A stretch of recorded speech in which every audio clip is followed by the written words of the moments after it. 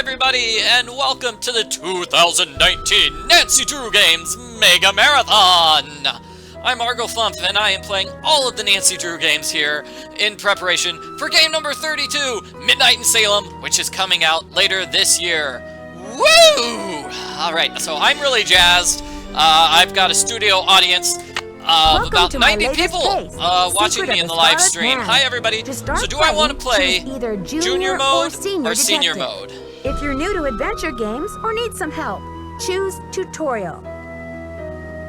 Yeah, oh my gosh, so I actually played this game recently. I did a live stream for this game. No, I mean I did a speed run for this game recently. And everybody's voting senior mode. Senior mode's basically the same as junior mode. So I should be able to beat this game. I'm not going to try for a speedrun record, but I'm just letting you know I've still got my speedrun notes. It feels like I should be running for that record, but I won't. I'll just play this game normally. Dear Dad, greetings from the new Deputy Curator at Beech Museum in Washington, D.C. I miss you, by the way. How's Africa? I sure hope this letter reaches you in Ouagadougou before you move on to Nairobi. So I got the internship. Your old friend Franklin Rose was awfully nice to submit my name to the rest of the members of the museum's board of directors. What an opportunity while I'm in between cases. As you probably know, the museum specializes in ancient Maya culture. My supervisor is going to be Joanna Riggs, a well-known archaeologist. Maybe you've seen her name in the news recently, in conjunction with the discovery of a strange Maya monolith. Apparently it's created quite a buzz among experts in the field. Well, Beech Hill plans to feature the monolith in an upcoming exhibition. Just imagine, this artifact has been buried for hundreds of years, and now it's going to be unveiled to the public for the first time. The museum is short-staffed at the moment, and they're expecting such a huge turnout that they've closed their doors to prepare. I can hardly wait to dig into this exciting project and learn how archaeologists and historians solve the mysteries of ancient cultures. I'll keep you posted. Love, Nancy. Nancy Drew, I presume. I'm Joanna Riggs. Welcome to Beech Hill. Hello. I was just checking the lock on this display case. Okay, so somebody pointed out, it's like, wow, it's an unpaid internship. What an opportunity for me. Yes, that is quite an opportunity. So Carson Drew is in Africa. He missed the rains down in Africa. Sorry, had to sing it. Sorry, I had to sing it. Sorry, and let's get back to the game.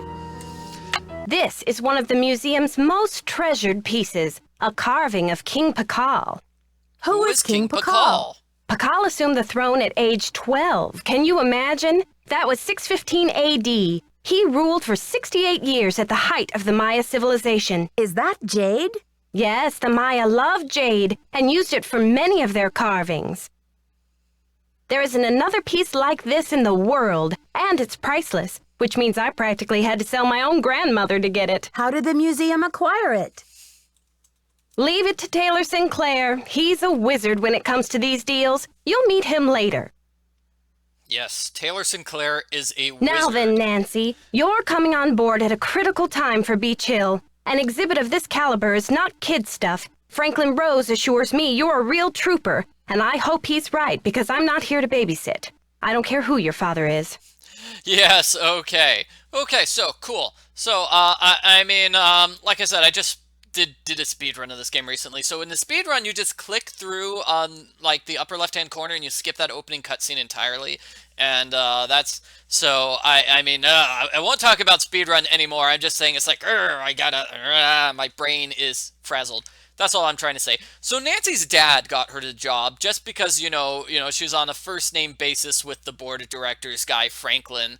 That feels like it's kind of unfair. But on the other hand, the other person who had this job was Sonny June, and he's kind of a complete idiot.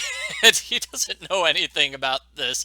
I mean, neither does Nancy. Nancy doesn't know anything about being an archaeologist or a museum director, but still, it feels kind of crazy that this museum has such a valuable exhibit going on. We've got like $1 million exhibit, which apparently, you know, she had to sell her own grandmother to get it. Her grandmother is worth $1 million. That's amazing. That's amazing. I'm glad to be here. Please, tell me more about the exhibit. In addition to our permanent collection, we're borrowing rare pieces from museums and private collectors around the world. Soon we'll be sitting on the most fabulous collection of Maya artifacts ever assembled in one place. And now that we've scored the monolith, too, Beech Hill sera numero uno. Que sera, whatever will be, will be. Was the monolith excavated in Mexico? Yes, a hot young team of archaeologists, Americans and Mexicans both, dug it out of a cave near Palenque. Every curator from here to Siberia was trying to get a hold of it, but I'm the one who closed the deal. Is it me? I mean, is it just me, or does it sound strange when she goes, a hot young team? Like, whew, those archaeologists are some good-looking archaeologists. Maybe Indiana Jones was one of the archaeologists.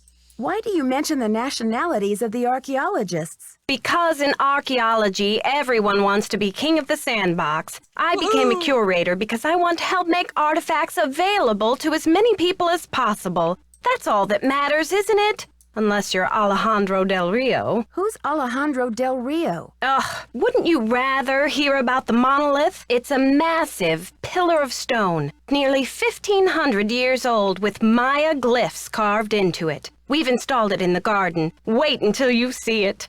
Could you explain what a glyph is? A glyph, as in hieroglyphic, is a picture that represents a word or an idea. Henrik is the human encyclopedia on the subject. How many glyphs are there in all? Henrik can help you with that. Henrik, is he on staff here at the museum? Henrik Vanderheun, world-renowned expert in Maya hieroglyphics. He's the latest addition to the Beech Hill Brain Trust. I told him I don't even want to see his pointy Vander head till he's got a translation on that monolith. Okay, so I always thought that's kind of mean to talk about his pointy Vanderhead. Like, he's your #1 employee. It's not hard because he's the only other employee you've got. Well, now you've got Nancy, so she's going to be your #1 employee. But, like, try to be nice to him. Like, even try to be nice to your employees. Pointy Vanderhead? Where was he working before? At the Chaco Canyon Cultural Center in New Mexico. Anyway, there's a list of tasks for you in the lab. Once you've knocked those off, we'll regroup. Shouldn't I have more training? Yes, you should. Shouldn't I have more training? Don't worry, you'll be in the swing of things soon enough. Go ahead and take a look around the museum. I'm sure you'll find the monolith, muy interesante. Or just roll up your sleeves and hit the lab. Muy interesante. Any last advice before I get down to business? Semper ubi sub ubi. Yeah, and that's Latin for always wear underwear.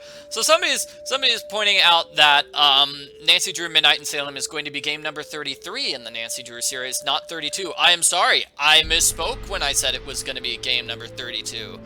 Cool. And yeah, maybe we'll find out why she hates Henrik so much. So we are going to meet Alejandro in this game. He is in fact a hot young well, he's not an archaeologist, but he apparently is a hot young Mexican fellow. And is that good enough? We will see. Where is Alejandro? So let's see. This is one of the things we have to do. We need to get this loan contract. So, let me see. So, 2 payments of $250,000. That's a lot. And so now it's been, Beech Hill's liable for $5 million. Now it's $1 million. So it's worth $1 million. If it gets lost, they have to pay $1 million, I think is what it's saying. That's obviously a better deal for them than having to pay $5 million. Now you'll notice we can't go to the, we can't go to Mexico. Good thing Franklin gave me the museum key. Let's go to Mexico. No, let's go to the Mexican consulate. So the way to get to the Mexican consulate is to look at this piece of paper. We have to look at this piece of paper, and then that's how we do it. We look at Nancy's task list. And let's meet Alejandro first of all. And yeah, as you saw, we've got about 5 tasks we need to do. I'll let you guys in the live stream just determine the order I do those tasks in. Let me know what order you can do, because you can do them in any order, it doesn't really matter. And now we can go to Mexico.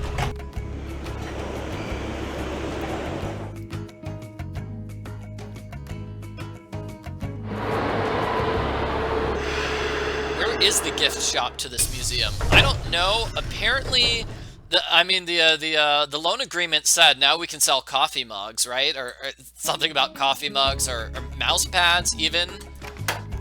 Okay, so Consulado General de Mexico. So, hi, Alejandro. Alejandro. How may I help you? Buenos dias. Me llamo Nancy Drew. I have some paperwork for you regarding the loan of the Palenque monolith to Beech Hill. So, you're Joanna Riggs' newest pirate in training.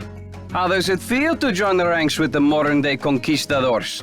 I beg your pardon, but how does a deputy curator become a pirate in your book? You had better brush up on your history, young lady. When the Spanish explorers invaded Mexico, they became known as the conquistadors, or conquerors. They robbed the indigenous peoples of their wealth, not just their gold, but their artwork, their sacred objects.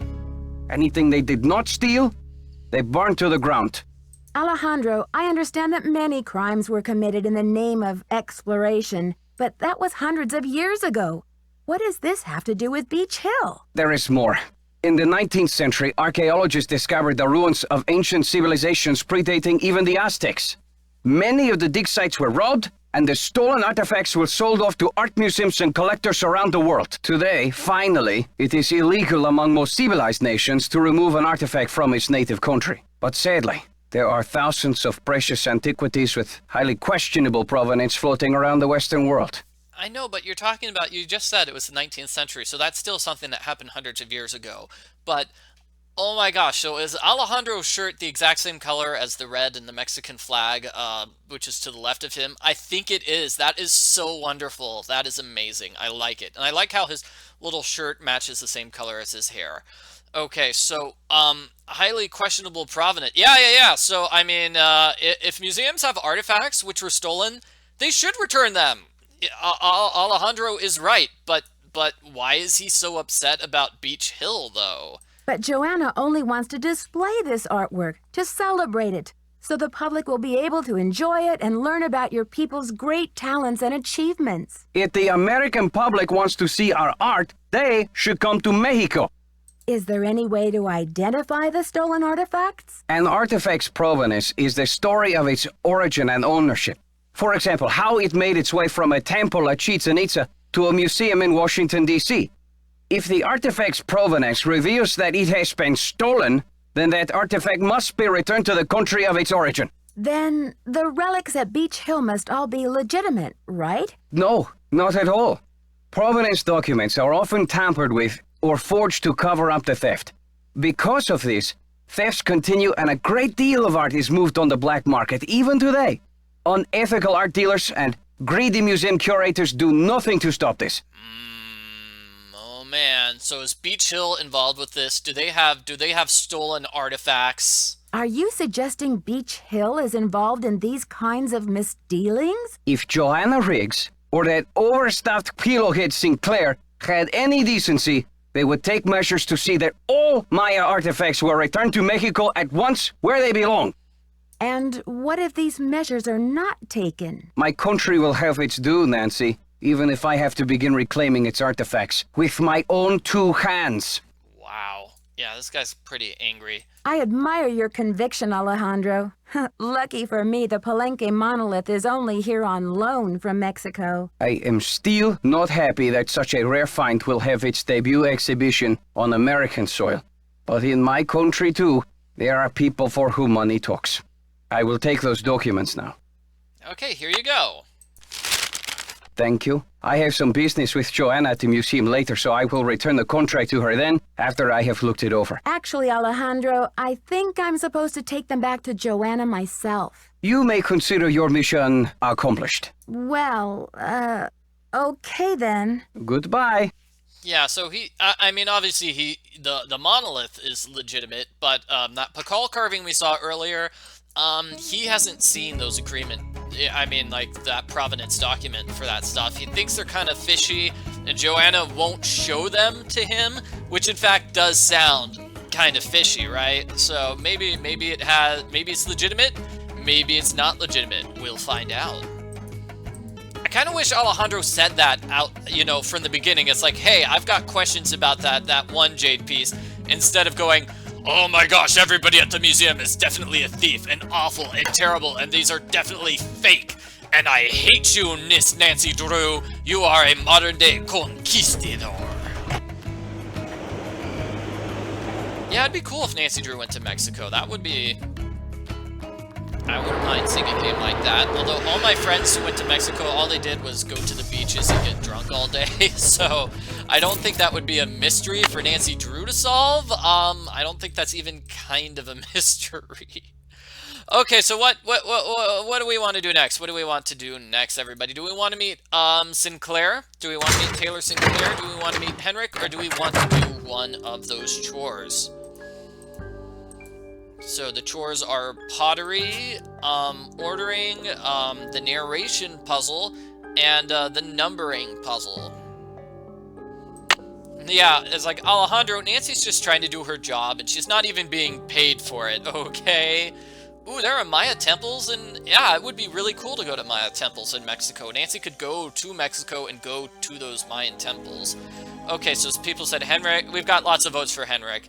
So with these chores, like pick a number from 1 to 4 and I'll do that chore. How's that? You must be Nancy, the new deputy curator. I'm Henrik Vanderheun. That's right, I'm Nancy. Joanna tells me you're translating the glyphs on the Palenque monolith. Yes, it's quite a project. The opportunity of a lifetime for me. Alright, give me one moment here. Oh no, the chat is moving by too quickly for me to see it. Oh no, that's very sad. How's the translation coming along? Fabulous, just fabulous.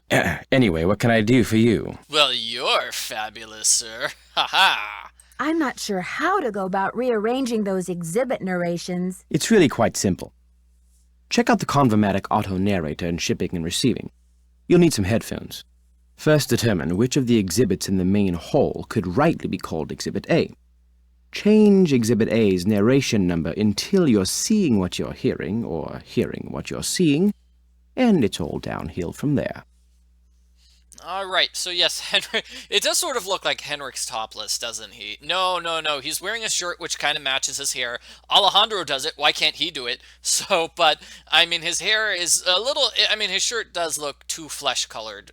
It does look kind of crazy.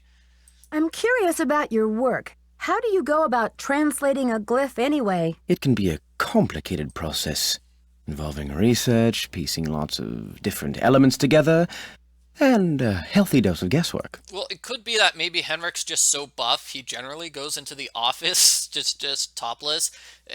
Besides for the lab coat, he just wants to show off his giant muscles. He is part of the hot young team of archaeologists. So there isn't a definitive dictionary of Maya glyphs where you can look things up?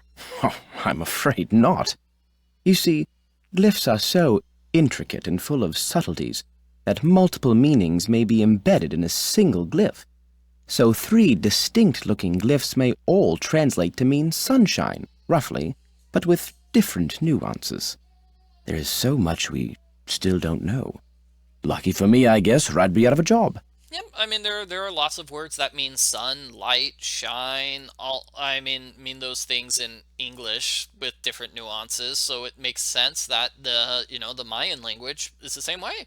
Joanna turned me loose without too many instructions. Do you have any advice for me? Well, as you've probably heard, the museum is closed in preparation for the exhibit, so you'll have free run of the place.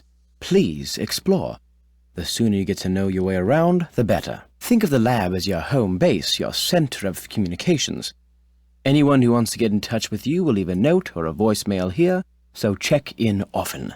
I'm very busy with my work, so you're going to have to be pretty independent, but I suspect you wouldn't have it any other way. See you around, Henrik. Bye.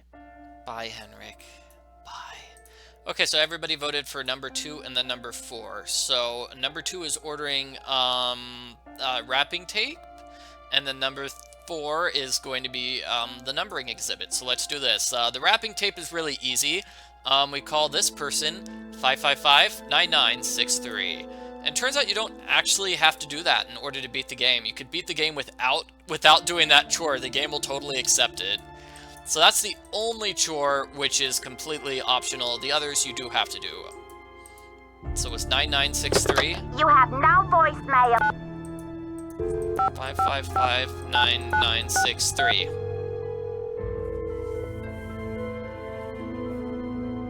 Silvio's Curatorial Bonanza.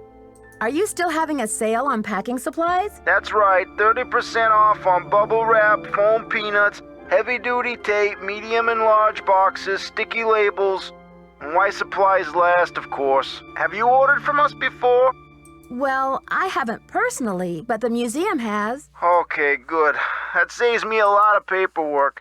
What's the account number? BH119K. BH119... BH119K? Beech Hill? Are you serious? You sound surprised. I guess you were expecting Sunny June? I was expecting Beech Hill to settle its accounts with me about 6 months ago. I've sent all 6 of the outstanding invoices to a collection agency. And you jokers won't get another packing peanut out of Silvio Jr. ever. Do not call here again. Oh, no. Okay, well, we're finished with that chore. And then, what was it? Next was the numbering exhibit.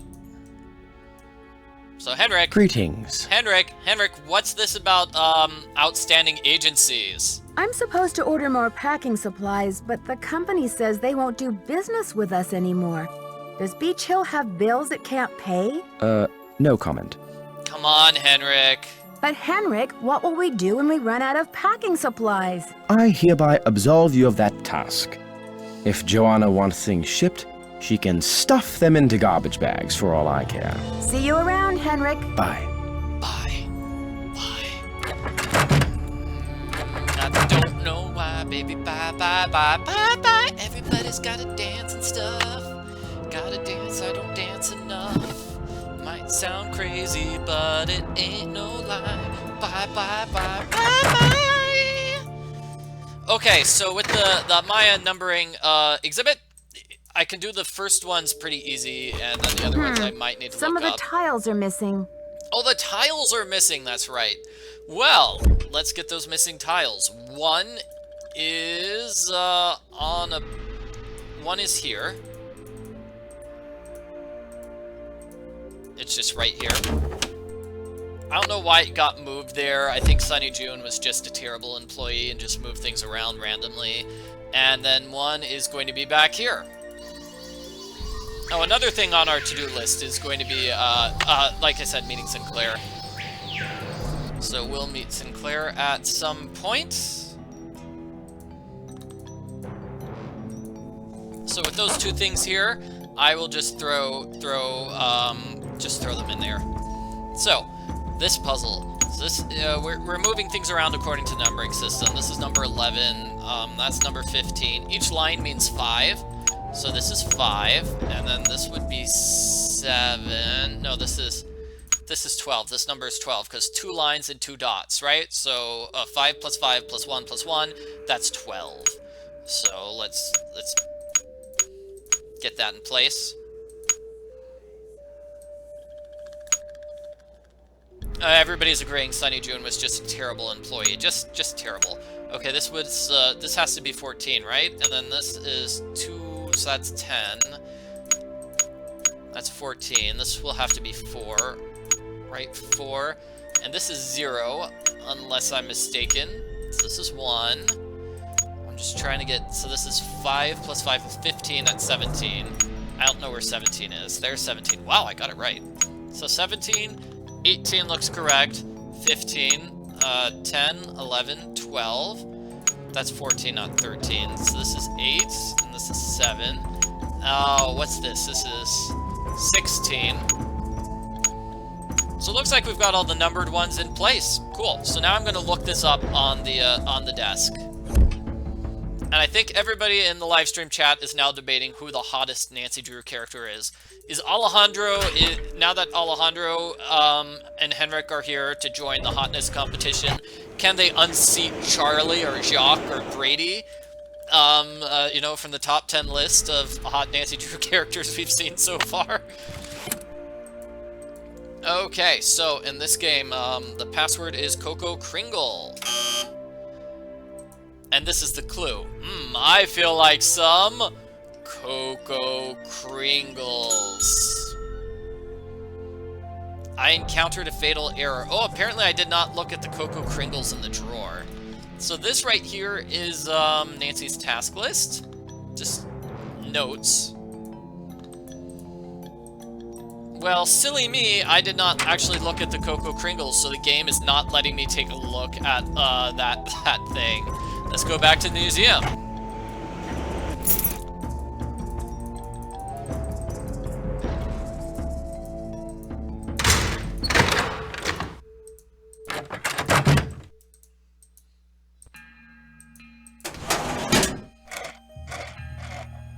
So here, now I'll take a look at Cocoa Kringles.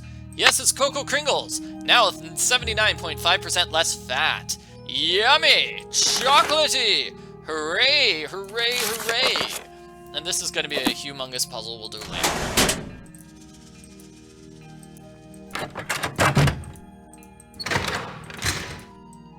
And now we can look at the... Now we should be able to take a look at his, I was at Beech Hill. Why am I leaving? Now we should be able to take a look at the floppy disk, Sunny June's disk. Cocoa Kringle.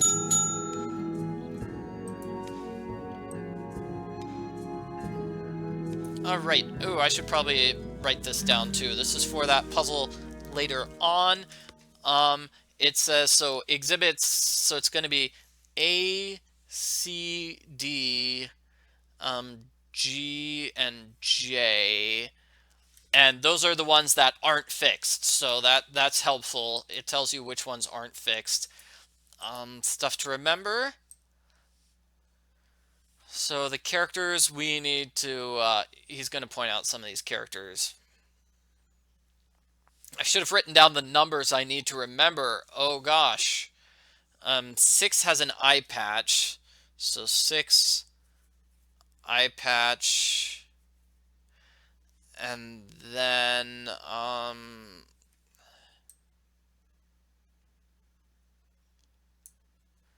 13 has a letter T.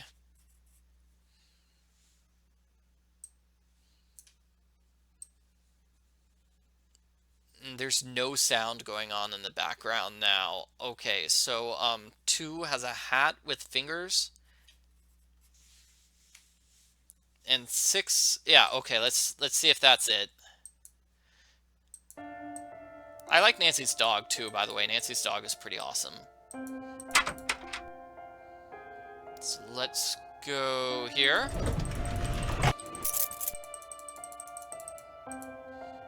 And then, okay, we're going to be done with this challenge. Everybody pick a number from 1 to 3. And then with, and those will be the next chores.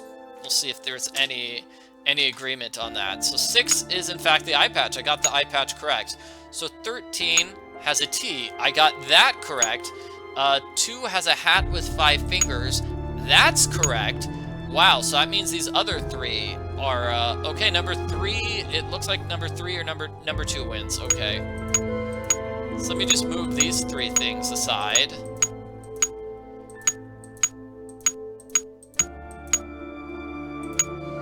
If that's correct. That looks right. Got it, okay, yeah, so I just tried every combination with those last 3, until I got the one that was correct. Hooray, hooray for me. Okay, so everybody's saying task number 2 and then task number 3. So we'll do those tasks in that order. So task number 3, hidden task, meet Taylor Sinclair. So task number 2 was the audio narration. Well, good thing we just looked up the ones that need to be fixed. So let me get headphones. Headphones, what we need to do is sneak around here. I need something to get this open. You put the knob into place to open this up to grab headphones. This pair of headphones and none of the other headphones shall be picked up. I am Nancy Drew. That's what I say. Alright, so, the narrations are supposed to be here in Sunny's area. So let's take a look at them.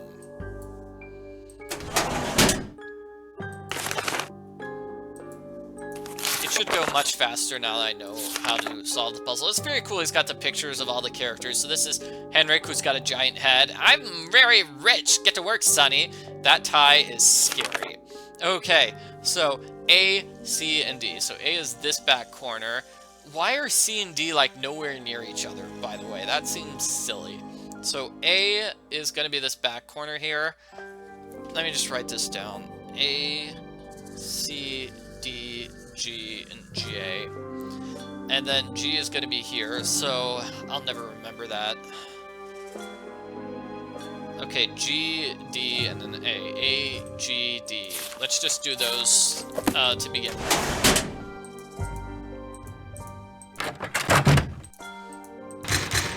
So Exhibit A is this one, I believe. The Maya used different methods to represent numbers. So A needs Here to is be an ham example radio. of the numbers from 0 to 19, from top left to bottom right. Notice how this is totally the wrong narration for that. The date on this slab uses the Tzolk'in, or divine So this is calendar, body made up of shaping. 20 weeks each with a named day, and 13 weeks each with a numerical day. The two types of weeks progress independently of each other. The day And then this is the numbering strange system. supernatural creatures, sometimes called monsters, played an important role in Maya mythology. These monsters Yeah, I mean, I might cheat on this puzzle, but I don't have the solution written down. I really should have done that ahead of time. Oh well. We've only got like 2 more to check, so like no big deal. So let me make sure I got those numbers correct, because I probably didn't. So G was... oh, I got D and G mixed up. Okay. Next is going to be J. So J and... J is the first one here. On the left, and then C is the second one on... no. C is the second one on the left, J is on the right.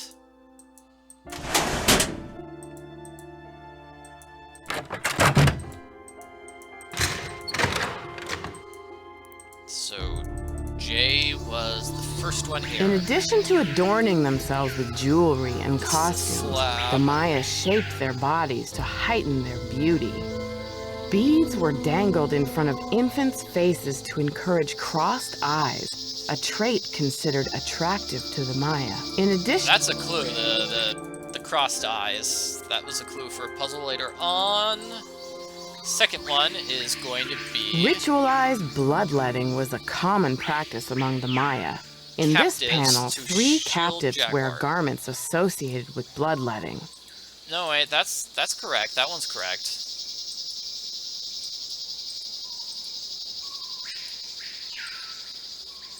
So then this is going to be number 3. Archaeologists work in some of the most remote This is areas of the bicephalic world. Ham altar. radios are often the only means of contacting the outside world. HAM is an acronym for Handheld Amateur Radio. Done. Archaeologists okay, so work in some of we're the most fantastic, and let's meet Taylor Sinclair, everyone. Cover your eyes. We have his scary, scary tie. Looks like this side is missing a part. Nancy Drew, or should I say, Detective Drew. I'm Sinclair. It's very creepy how he just walks up behind you and just stands in place waiting for you to move. Hi there. I guess you've done your homework. I was at a meeting with the BOD recently, and I caught wind of your appointment and your credentials. Very impressive, if I do say so myself. The BOD? That would be the board of directors, those cranky old cats. They do keep the ducks squared away around here, I'll give them that. So, how's this for a specimen? Ever seen $1 million worth of rock before? But Beech Hill didn't buy this piece, did they? My understanding was that it's on loan from Mexico. Ouch. Well, they did say you were sharp. Seriously, though, thank goodness you're here. I'm afraid the museum may be in terrible jeopardy. Oh no! Is there something I can do? Joanna told me to butt out, but I'm so fond of Beech Hill, I just hate to see it fall prey to scoundrels. Joanna told you to butt out? Of what? It's a sensitive subject. Meet me at my office later and I'll explain everything then. You've got me worried. Can't we talk now? Just meet me later. 707 Bing Cherry Boulevard. I've got to go. Enjoy your first day at Beech Hill. Alrighty, so we've met him. And then we're going to finish this audio narration. So that means the final puzzle is going to be the pottery pieces. So I'll do that. That's a really easy one too. Okay, so we need to do A, C, D, and G. Where was G? There's E. No. Okay. A. Let's do A. A is supposed to be the ham radio The Maya one. used different methods. Maya scribes recorded the... In addition to adorn, The Maya ball game was a... Actually, I think we need the to Maya used go down. Although the geographic range... archaeologists work in Here we some go, of the most ham radio, remote got it. areas of. And then C is supposed to be about the bicephalic. Archaeologists work ceramic bowls such as The Maya were pantheistic. Lady Zach Cook ruled... I am Lord Pacal, ruler... The Maya Okay. kings were often in a protracted state of war with strange supernatural creatures, Here we sometimes go, the called bicephalic monsters. monster. played I in the- think that might be it. Let's have our fingers crossed that's actually correct. D is supposed to be the Strange- numbering The system. date on this slab, the 4 miniature gods clinging to Ritualized bloodletting was a common. the Maya ball game. In addition to adorning them, Maya scribes the Maya numbering used system. different Here we methods. go. Great. Somebody said A is 5. Yep, got A is 5. Okay, C and then D, E, F, and now we need G. G is going to be about body. The date on this slab, Strange supernatural. The body. The Maya shaping kings were stuff. often in a the 4 miniature gods. ritualized bloodletting. The Maya ball game was a In addition to adorning Here we go, themselves this with is it. jewelry and costumes, G-H-I-J. in addition to adorning J is themselves with about jewelry, the Maya slab. ball game was a ritualized the 4 miniature gods clinging to the vision There, serpent that are the looks like it's in head order. twins, Hun, Done. Ahau, and Balam, and the twins of sacrificial dance, Chak, Shib, Chak, and the baby jaguar. The Maya were particularly fascinated with twins, and many of the Maya gods were paired together. I don't know why we needed to hear that, but the one pottery slab is in there.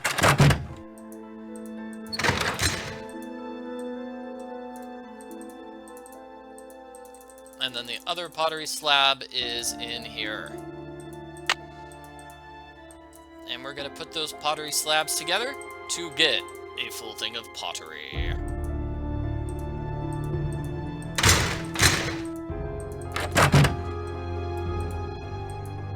There, now I can start putting this together. Woohoo! Put it all together, and what do you see?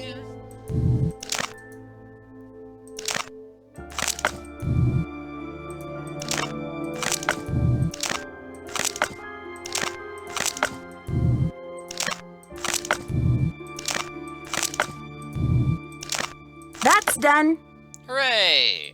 So now we've done every single thing on our task list.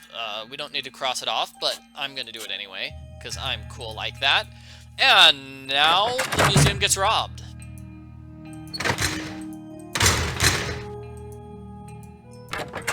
It's supposed to be robbed, unless I did something wrong, right? Maybe I need to leave the museum and return.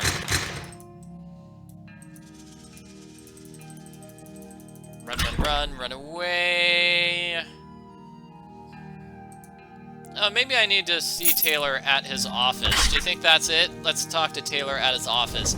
And then, maybe. Then then the museum gets robbed. Right. Okay, so I forgot we need to talk to Taylor. It's about time. Oh, my fears are like maggots infesting my poor old carcass. Want a cookie? They're from Oaxaca. Thanks, but I'm trying to cut back.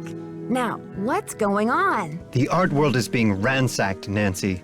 Prudence Rutherford, a major patron of the arts, had her fire ruby necklace stolen from her villa in Topeka. 2 weeks later, A whole display case full of rare Maya artifacts was heisted from a museum in New Mexico. Do you think there's a connection between the two thefts? Who knows? I'm just telling you, this community, our friends and colleagues, my people are being systematically trounced by thugs. Who's to say Beech Hill won't be next? You've got to do something. Doesn't Beech Hill have a security system in place? The museum has a basic alarm system, but it's not exactly state-of-the-art. I've urged Joanna to approach the board about making some security upgrades, but she just keeps saying that the timing isn't right to ask for money. With so much writing on this exhibit? How can that be? Who knows? Who knows? Alright, so basically, people have been stealing things from museums. He says, "Ooh, Nancy, you'd better look out. Maybe this museum will be robbed." Who knew? So, you're looking for a state-of-the-art detective? We need your eagle eyes. We need your bat ears. We need you to sniff out the stink of trouble. I appreciate the vote of confidence, but I'm just a detective, you know. I'm not bionic. Don't play modest mouse with me. I'm bionic. Robot detective. Modest mouse? Most people call me Nosy Parker. But anyway, tell me something about the art business. Is that a contemporary painting? You bet your socks it is. Would you believe I dug it up in my backyard? No, but I could humor you. I guess that would make the painting a genuine artifact? How about that rubber shark? The artist's name is Poppy Dada. She's a teenager in South Dakota. The art world is going bananas over her stuff. I'll unload that one for some serious dinero. Is Poppy Dada her real name? I don't know. Joanna says you performed an act of wizardry in helping Beech Hill acquire the Pacal carving. Getting those provenance docs together was a pig and a half. Oh, they're on the up and up, I assure you. But to have been at the height of my career back before the crackdown, those were the days. A pig and a half? Maybe sometime I'll tell you a sad story I call How Mexico Lost Its Sense of Humor. Not today, though, Nancy. Alejandro says you're unethical, a modern-day conquistador, that you're robbing Mexico of its cultural history. And I say Alejandro is the real bully of the playground, a lunch money extortionist who loves nothing more than to see the other boys and girls go hungry. I'd better get going. Bye now. Alright, so that's it. That's enough for Taylor. And that should trigger the robbery at the museum. So let's go. Oh wow, it's really dark and late at night. Wow, I've wasted a lot of time. That's crazy. Oh no! Beech Hill's been hit. Sit tight, Nancy. The police are on their way. Alright, so we just got robbed. It's very sad. It's very tragic.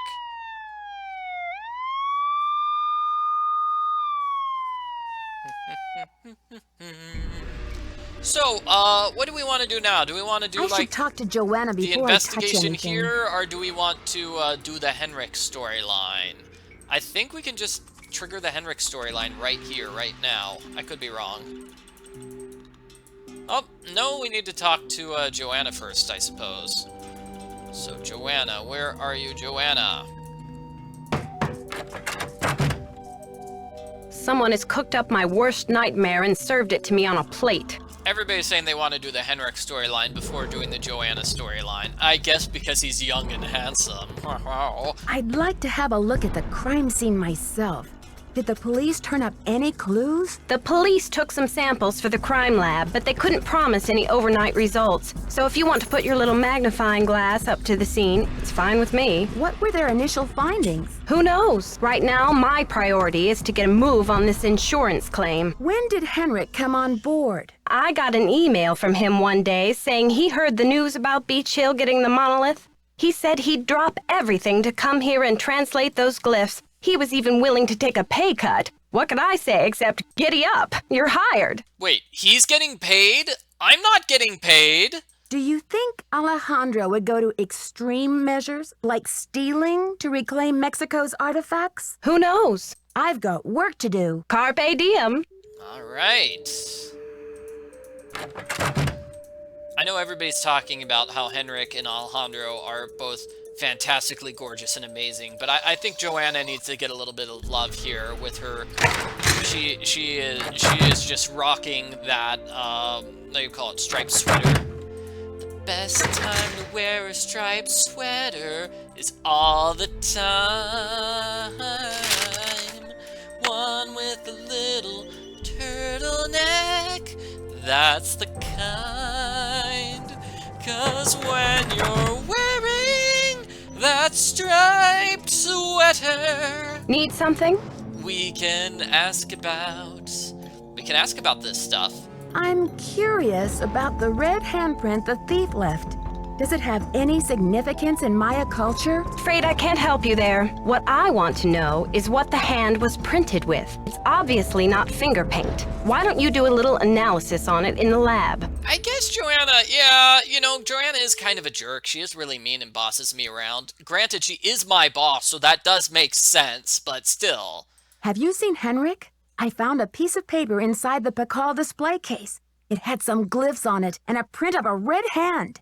I'm hoping he can give me a translation. What am I, fish food? Henrik's not the only one around here who can read a glyph, you know. Okay, great. Did you happen to see the thief's message? The police showed me the note. It said, "The magician suffers yellow death," whatever that means. Apparently, the thief just couldn't come up with the glyphs for "The curator suffers flaming purple disgrace." I've got work to do. Go to it. I'm just saying, I'm sure if I'd played this game in like high school, Joanna would have been like a low-key crush for me. I would have been like, oh Joanna, please marry me, or at least go out with me. I wouldn't be thinking about marriage in high school. Okay, so Henrik! talking to Joanna about that triggers Henrik's attack.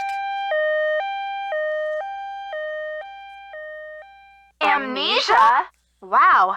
Henrik must have taken a real nosedive off that pyramid. Do you think he just fell, Nancy? Or was he pushed? Sounds like you need to find out about hospital visiting hours. Yeah, but you'd better get the lowdown from Joanna first. George is right. She is your supervisor, after all. Poor Henrik. So, let's do the Henrik storyline first, because that's what everybody voted for. Yeah. So, with the Henrik storyline, we go to the museum, and we get a call from Henrik's nurse. And then we will be able to visit him in the hospital, and we'll do things to try to trigger his memory. You have voicemail. Nancy, hi. It's Franklin Rose. Oh, that's right. We have Franklin calling Rose, because too. We have to just- listen to Franklin This Rose. theft is very bad news for the museum. You can't imagine the limb we went out on to acquire that Pacal carving. It's been one of the museum's main attractions.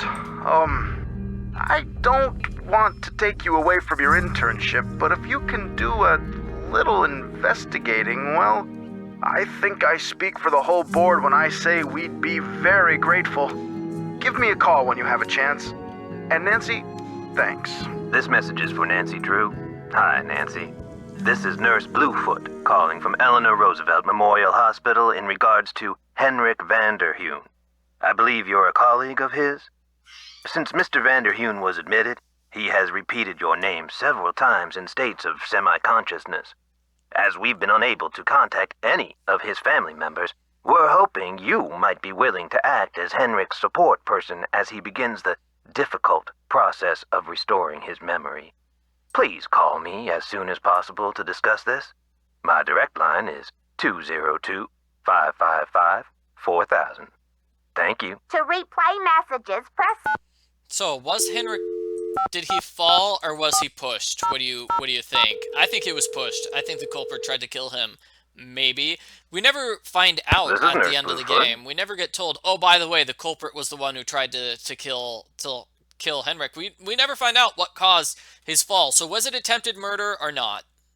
I don't know.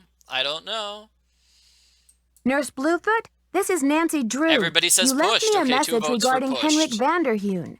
How is he? Nancy Drew. Oh, thank goodness. Oh, I'm so relieved. We've been unable to locate any family members. He was just and we drunk on do Maya like Punch, and then he amnesia fell patients to down have the- at least one down the- personal aw. support person when they begin reality orientation. So it is mega creepy that Henrik is just lying in bed, repeating the name of the new intern over and over again.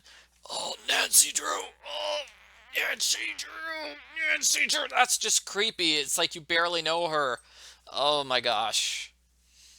What's reality orientation? Well, reality orientation is a kind of treatment that helps a patient get reacquainted with the facts and circumstances of his or her life. Henrik has not actually lost his memory.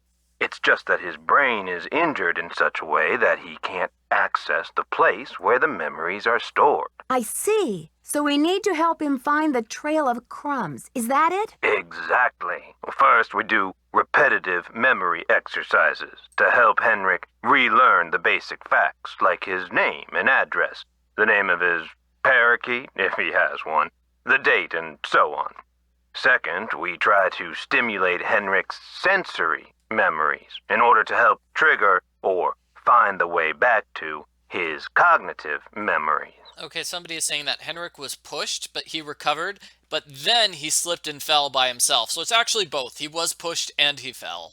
What are sensory memories? A sensory memory is like it sounds, something that is familiar, that you recognize by sight or touch, smell or sound or... Oh, what is that last one? Oh yes, taste. A cognitive memory is something that you know or remember intellectually. For example, how do you know the name of this planet? Somewhere along the way you learn that it's called Earth, and you just remember. But say you bump your head and forget the name of this planet. You don't know where in the solar system you're floating. Yeah, ooh, yikes. That would be most unfortunate. Exactly. But then I show you a picture of our marvelous blue and green globe. Suddenly you remember. That glorious sight is Earth. I live on the planet Earth. This is how a sensory memory can trigger a cognitive or intellectual one. What if the patient doesn't remember right away? You can't help Henrik remember his childhood, but you can probably help him remember his work, and who knows where that will take him. All roads lead to Rome, as they say. One great tool is the Reality Orientation Board. This is a place to post information and pictures for the patient to look at over a period of time. You may want to bring in images or photos to place on the board. Things from the museum, perhaps. That's what we need to do. We need to bring in things from the museum. Well, we're basically bringing in like 3 things for Henrik to restore his memory. Is Henrik awake right now? Not at the moment.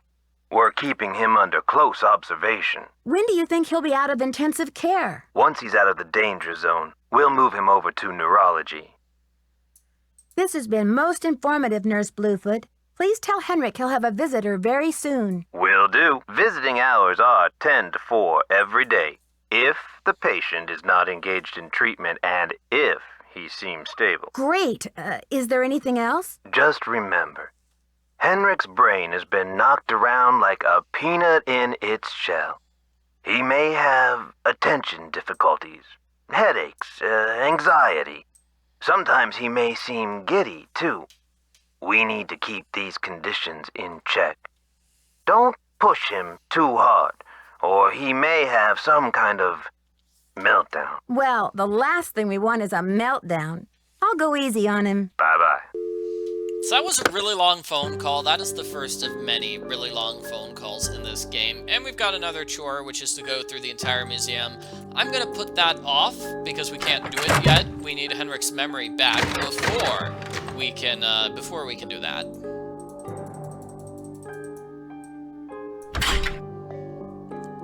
Okay, so Henrik is at the museum.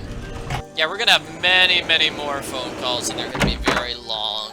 So, first things first, let's get Henrik's memory back. You look familiar. Is it time for my snack? Henrik, it's me, Nancy. You're looking very well.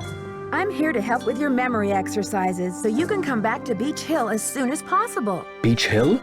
Beech Hill is a museum here in Washington, D.C. The curator's name is Joanna Riggs. You were working there, and that's where your accident happened. Do you remember anything about the accident? Joanna Riggs. Is that the woman who called to pick my brain for an access code? What access code would that be? Where in my poor banged-up head would I be keeping access codes? I don't even remember my own birthday. So if you're here to squeeze me for details, you're wasting your time. According to Nurse Bluefoot, you haven't lost any data. Your brain just doesn't know how to locate certain things at the moment. We need to give it some clues. How, pray tell, do you intend to do that? Nurse Bluefoot says that visual aids often help to trigger memories. Pictures? Well, isn't this nice? Think of it this way. You just got back from a fabulous trip, only you can't remember the places you went. So you decide to look through postcards to see which ones you recognize. Fine, I'll do it. Okay, so we're just going to give him this handprint, the important evidence taken from a crime scene. Yeah, we're just going to give it to him. Great. These are Maya glyphs, like the ones you used to translate. Now, don't be upset if you don't know how to read them anymore. I can tell you what they mean. I know what they mean, dear. I wrote them. Take it easy, Henrik. I know you're well-renowned in your field. You don't need to prove anything. The magician suffers yellow death. Do you think that's a curse? Your translator is sloppy. I should know. I am the author of the original work. Yeah, Henrik's really kind of mean and sassy here. Very sarcastic. The author? What are you talking about? That first glyph is the fool, not the magician. Furthermore, any decent epigrapher knows those glyphs refer to the infamous plague of oozing hives. A fitting curse for a fool, don't you think? I rather like it. If you wrote this note, then you must have stolen the carving of King Pacal. Did you? I don't remember. The Pacal carving is priceless and irreplaceable. If you stole it, this is your opportunity to come clean and return it to the museum. Who in the world is Pacal? Oh, my head. Oh, the pressure. I can't take any more today, Nancy. Okay, it's time for some memory therapy. Nancy, could you come back tomorrow? Yeah, he doesn't remember his own birthday, but he remembers how to translate that particular message. His memory is just all sorts of crazy right now, so we're going to help him, this poor, poor man. So what we do next is we get a picture from Taylor Sinclair. We get a picture from him, and we're going to show that picture to Henrik. It's a fiasco, just as I feared. Oh, I'm sick about the whole thing. Yes, your fears seem to have been quite visionary. I was in the museum when it happened. Do you think it's the same person who carried out those other thefts? That awful red hand was left on Prudence Rutherford's jewelry box in Topeka, and on the display case in the museum in New Mexico. What's the chance they're not connected? What's the name of the museum in New Mexico? The Chaco Canyon Cultural Center. They had a beautiful collection up there, worth a bundle, too. I appraised some pieces for them a few years back. Do you know Prudence Rutherford personally? Oh, we saw each other at functions now and then. Poor Prudence. She adored that necklace. Why do you think the thief is leaving this red handprint? To be a gruesome scoundrel? When you sell a piece of art, what kind of commission do you get? Standard, 10%. It's no king's ransom, unless of course you sell something for $1 million. Too bad I'm not allowed to put that monolith on the market, huh? That's kind of a creepy suggestion. Okay, so yeah, Taylor was at the museum at the time of the robbery. When we talk to Alejandro, he's going to say he was at the museum at the time of the robbery. Everybody was there at the robbery. We just didn't see them. They were all hiding in the bathroom or something, trying to hide from Nancy. There was an incident at the museum. Henrik is in the hospital with a head injury. Poor Henrik. Another squabble between him and Joanna, perhaps? Oh, I'm kidding, but I do remember the time she threatened to push him in the pond. Temper, I'm always telling her. I need a photo of the Pacal carving. Do you have one? Joanna took the official print for her insurance claim, but I have a couple extras. Here you go. So why did she try to push him in the pond? That seems violent. Keep up the good work. What did Henrik do that made Joanna so mad? Okay, and now we can share this picture with Henrik. Well, look who it is. Hi, Henrik. I've come to talk Maya Kings. Let's see if this photo rings any bells. This will help you to remember. That face. He's as familiar as my own feet. Can you remember the last time you saw him? Pacal! Nancy, this is the stolen carving, isn't it? And I'm the one who took it. I must have. But why? Joanna was Pacal! What could I have meant by this? Joanna was mad. He was just so cute, she had to push him into the water. If you're remembering correctly, this is a serious crime, Henrik. You've got to tell me why you did it. I can't remember. All I need is some idea of where to look next. I'll take any scrap of memory you've got, Henrik. It's still in the museum. Why would you break into the display case and steal the carving only to leave it in the museum? To protect him. I had to protect him. Oh, Pacal. Something is going on at that museum, a devious plot. I was the only one who could stand in the way. Whose plot is this? Is it someone who's involved with the museum? Forgive me, Nancy, but when I woke up in this hospital bed, I didn't even know my own name. Perhaps the only thing I can offer you is this key. It was found in one of my pockets when I was brought in. Do you know what lock it belongs to? I haven't a clue. Take the key now, Nancy. Find out what it opens and return to me, please, with some answers. We'll get to the bottom of this, I promise. In the meantime, I'll sit with my friend Pacal and see if he will tell me anything new. You must keep this to yourself for now. It's your only hope of getting to the bottom of this. You rest up. I'll be back. Be careful. Yeah, okay, so, the reality now, Henrik is actually, he is actually divorced. Somebody divorced him. So he's the handsome doctor with the stable job. He clearly works out a lot. I don't know why he got divorced. Who would say no to him? And he's actually 61 and a half. He is not a hot young archaeologist. He's a hot archaeologist, but not a hot young archaeologist. So clearly, Joanna was sort of leading us astray there. So that key opens up his desk drawer, and that desk drawer will allow us to contact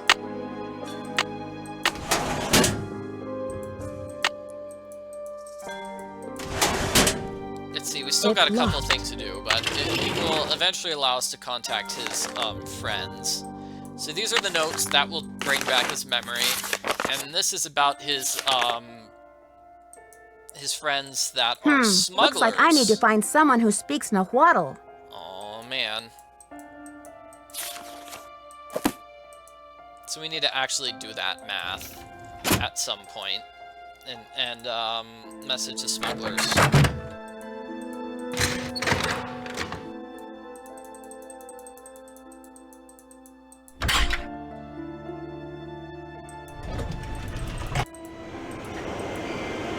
No, I didn't mean to leave this area.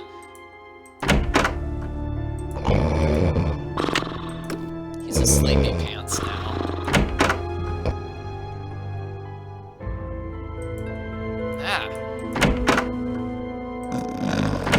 I keep going back to the same place accidentally. We go back to Nancy's hotel room. We're gonna plug in his little disc here. We might as well. You don't have to look at his password, but we're gonna do it anyway. The password is Coco Kringle. Sorry, try again. What glyph is this? Nancy doesn't know. Nancy does not know. But he's gonna translate it for us, right?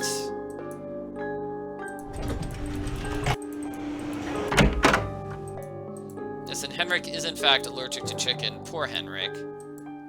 So it's stone. Stone is the translation. Nancy, you have brought me back to my work. You recognize the riddle then? I've been working like a fiend. Look at the board. Well, I just did, but I can look at it again. This has something to do with the plot at the museum, Nancy. I'm sure of it. Who is this whisperer of silent secrets? The whisperer came from a distinguished line of royal scribes. I can't seem to remember her name, but I do recall that she wrote an account of Maya history that greatly angered Pacal because of the way it depicted his ascent to the throne. What did the scribes say? That Pacal had bad fashion? From the age of 12, when he came to the throne, Pacal claimed to be divinely appointed the first true authentic king of the Maya. Then, the Whisperer came along and wrote that Pacal was only king because his mother pulled some strings. It was quite a blow to Pacal's image. What happened to the scribes' writings? Pacal swore that the Whisperer's words would never see the light of day. He put her body, her soul, and her writings all in a tomb and locked it up tight. Does this mean that the monolith is hollow inside and full of bones? That's the idea. Okay, so this is the main storyline. There's an important historical document inside the monolith. We need to open it with a 6-sided key. Do you think the monolith can be opened? Good question. I'm certain that there's a dirty rat trying to get into that tomb. This is where my memory fizzles out. If I could only figure out why I took the Pacal. This is important information, Henrik. Don't you think the police should be informed? Please don't breathe a word of this. There's too much at stake. Henrik, I need to know where you put the Pacal carving. You're asking the wrong amnesiac. Do you know anything about the theft of Prudence Rutherford's necklace? I can't remember. I don't suppose you have a Nahuatl word for snake floating around in your memory bank somewhere, do you? Who knows? Can you tell me what the password is to your disk? You're asking the wrong amnesiac. You rest up. I'll be back. Be careful.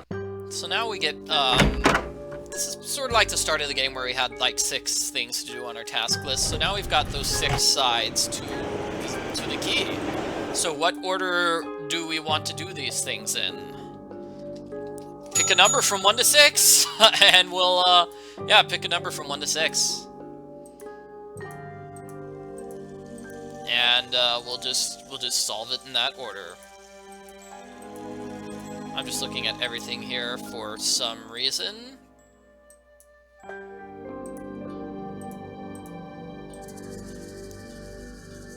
Five. Okay, number 5 is winning. Let's do number 5. So number 5 on this list was north, south, east, west, Copan Fool, and then number 6 was Pacal, the Pacal carving. So carving number 5 is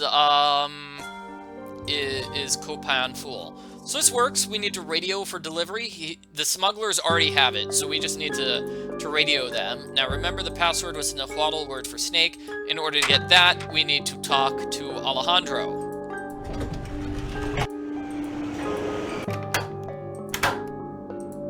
Hello, Nancy.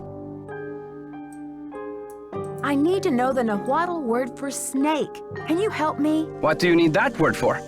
Oh, I need it to send a message by ham radio. It's a long story.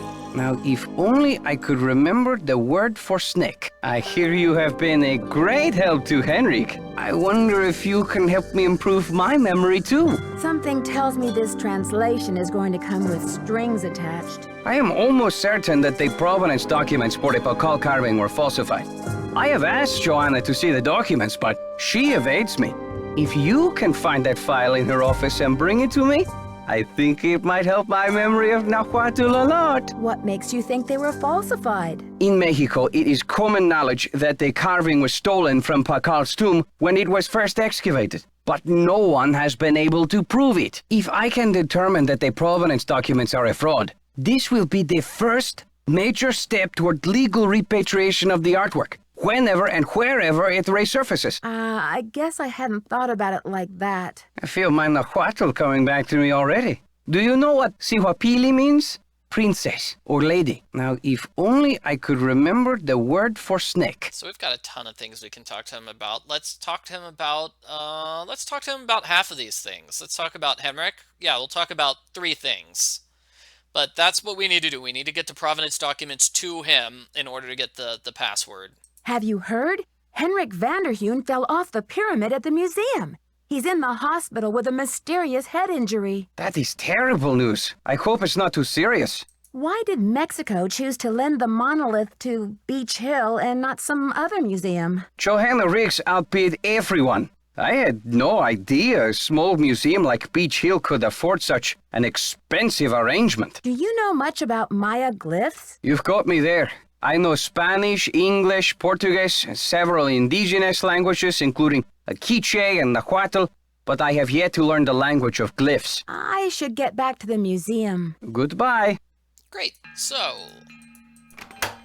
to the museum. In order to get rid of Joanna, we need to find that she's been doing something sneaky. We need to learn about the cinnabar stuff, so let's talk to her about it. First, the Pacal carving is stolen, and now my star glyph man bumps his head and forgets his own name? What's next, Nancy? Del Rio pulls the plug on the monolith, the board clams up on my funding, my mother posts my old prom pictures on the internet. Take it easy, Joanna. I'm sure everything is going to be okay. What I need from you right now is action, not commentary, Nancy. Will you follow up with the hospital and see if there's anything we can do to get Henrik's marbles back? I'm always wondering what her prom pictures were like. How can I help around here? You can also pick up Henrik's mail if he gets any. Keep the lab in order and just try to help me keep the entire museum from going up in smoke. I need to know the Nahuatl word for snake. Any ideas? Afraid I can't help you there. Apparently, a Topeka woman named Prudence Rutherford has recently been visited by a red-handed thief, too. Do you have any idea how I might get in touch with her? Afraid I can't help you there. I've got work to do. Bye. Thanks for the help, or lack thereof. Alright, so apparently we didn't need to talk to Joanna there. What we needed to do was go to the lab. Apparently she already gave me permission to examine that red handprint, which I don't have in my inventory, so I need to grab it back. Silly me.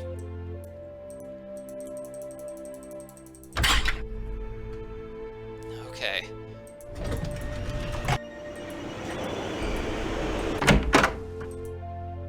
Yeah, I don't know what. She probably had like 1980s hair, 1990s hair, crazy giant big poofy hair, and one of those giant dresses. Yeah, like the one with those giant puffy shoulder pads. She probably had one of those for her prom dress.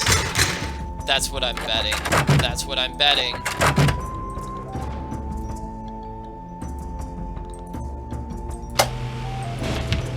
So now we're gonna analyze this.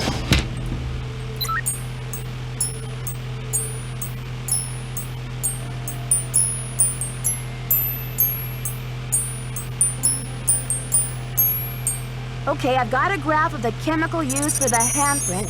Now I've got to match it up with a known substance. That's it!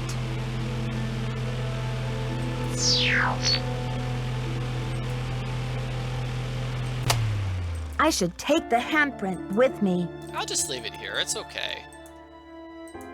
How do I take it with me? I should take the handprint with me. I have to turn this on in order to take the handprint with me? That's kind of silly. Anyway, it's mercuric sulfide. S stands for sulfur. According to this chart, Hg stands for mercury. So the handprint was made from mercury and sulfur. Yep, it's mercuric sulfide. And over here we learn that mercuric sulfide is Keep It Real Restoration. So 555-6766. You have no voicemail. 555-6766. Keep it real. Max speaking. Hi, do you sell a compound of mercury and sulfur? Mercuric sulfide? Oh, we sure do. How much do you need? First things first. What account's this for? Actually, I didn't call to place an order. I just need some information on Beech Hill's ordering history. Well, hello there, Beech Hill. Hey, you're not Sunny June. Whatever happened to that guy? I suppose he caught a ride on a flying saucer, huh? What a riot. I'm sorry. Anyway, you don't need to reorder, do you? Unless you ate last week's shipment for breakfast, that is. Do you know who placed that order? The initials on the order are J.R. Dun, dun, dun, dun, dun. Was the package shipped to the museum? Oh? Oops, I guess we didn't ship it at all. It looks like the package was picked up here at the warehouse. Can you remember anything about the person who picked up the package? I sure can't. Guess I must have been at lunch or something. You're sure it was last week? Oh, that's what it says here. Well, thanks for your help. Sure thing. I hope there wasn't any problem with the stuff, was there? We only used a top-grade mercuric sulfide. Judging by the impression it left, I'd have to agree that the quality was fine. Well, you sound a little green in the chemicals department, if you don't mind my saying so. I hope you know that mercuric sulfide is highly toxic. Makes you crazy. Well, I have heard that mercury poisoning can cause hallucinations and other symptoms of psychosis. Oh, looks like I've got another call coming in here. You give us a call in about 4 months or so when you start to run out, okie doke? And don't forget to keep it real. Alright, so how on earth did the culprit make their handprints? Well, I guess we've learned that it was Henrik who stole the Pacal, or have we not learned that yet? I totally forget what Henrik's told us. Anyway, spoiler alert, Henrik is the one who stole the Pacal. How did he do that without going crazy? I mean, he put his hand in this highly toxic substance, right? Need something? I don't know how. I did the chemical analysis you suggested. That red hand was printed with a compound containing mercury and sulfur. Does that mean anything to you? Sure, cinnabar. The Maya would rub it into their most important carvings to add definition to the artist's lines. Good. Henrik did, in fact, say he stole the Pacal, but he didn't know why. We're going to get more information on that in a little bit while. After we get the carving from the smugglers, then Henrik's memory will be jogged again. Where would a person get a supply of cinnabar? We use cinnabar here at the museum the same way the Maya did, to keep things as authentic as possible. Henrik orders those kinds of supplies, but we've been out of stock for quite a while. The last I heard, there was some kind of holdup with the distributor. I've got work to do. Bye! Alright, maybe he wore gloves? Yeah, I guess that would make sense if he wore gloves. But that handprint, when we got a close-up on it, they were clearly like fingerprints, right? That's clearly not a glove. I'm not sure. In any case, now that we've learned about cinnabar, we can tell Alejandro about that. Have you heard? The Pacal carving was stolen from the museum. Well, I heard the alarms going off, but it wasn't until Henrik called me that I heard the news. You don't sound very concerned about all of this. I was running late. I just figured somebody tripped a wire and I kept going. Whew. I'll need to alert the police so they can ask you some questions. I have diplomatic immunity, so I do not have to answer any questions. But I will, because I have nothing to hide. I don't know about that. Don't you care about the disappearance of such a rare Maya artifact? That artifact was lost to me as soon as it left Mexican soil. So my friend Pacal goes underground for a while until he is sold again. Suddenly, he turns up in Amsterdam or Hong Kong. Unless he is rightfully repatriated to Mexico, what's the difference? It is kind of silly. I was like, oh, so I just kept on going, whoosh, yeah. Do you consider Henrik a conquistador, along with Joanna Riggs and Sinclair? Henrik is a student of my culture and my heritage, not trying to buy and sell it. We don't agree on everything, especially not baseball, but I have nothing against him. Do you know what cinnabar is? The red powder that the Maya used? Sure, I know it. They use it at Beech Hill too, do they not? They do use it at the museum, but Joanna told me they haven't been able to get any in a while. What is your point? Joanna said the museum didn't have any, but the supplier said she ordered some last week. Have you called the police? Well, yeah, I called the police to tell them that you need to talk to them, you lying liar. I don't want to jump to conclusions. Of course. Sister Joanna couldn't possibly be a thief now, could she? I should get back to the museum. Adios, Nancy. Okay, so Alejandro, very angry and upset. So he's actually going to call the police and have Joanna arrested. That happens while I'm on the subway. So Joanna just got arrested. And Joanna is no longer here, meaning we can steal those provenance documents for him. 2001? So these are the documents. It's about, okay, so it was found in 1940, given to these people, moved to 1993. So this is the 1940 thing. This is 1995's one.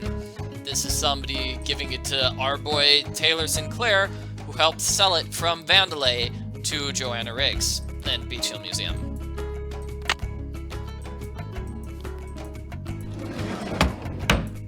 Also here, we can take a look at this for a puzzle if we really wanted to, but we're not. And that device will let us open anything we want. So that's really cool. And we can look at this. Whoa. Whoa. It's amazing. And we're leaving. A very messy desk. Yeah, you think she should clean her desk, but no, she does not.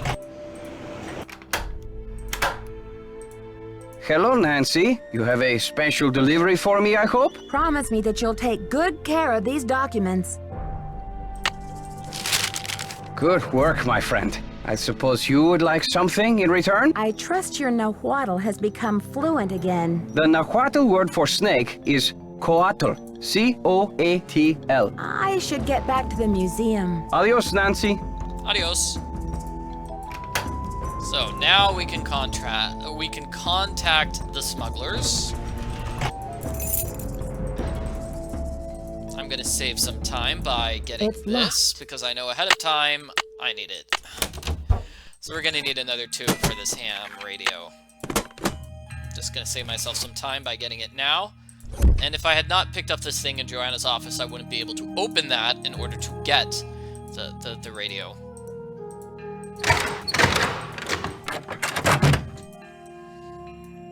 Alright, so, the code we want to call them on is 27... The radio tube went out! The radio tube is broken! Wow, how did I know? So it's 2731, I believe. Let's hope my memory is good enough.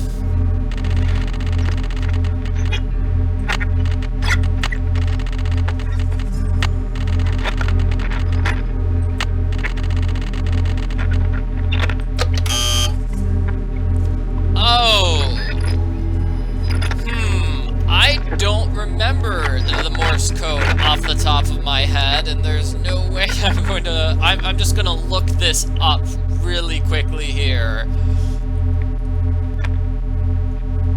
Scarlet and... Yeah, because I don't have that memorized. Obviously, I do not have the Morse code memorized.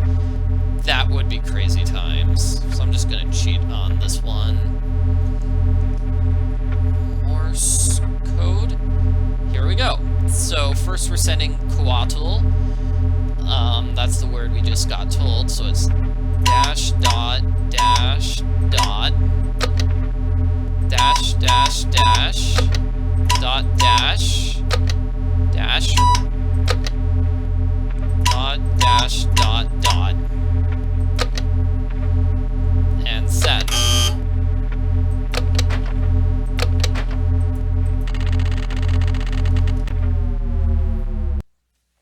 We'll try that again. I think I messed up with the first thing, putting the right one in.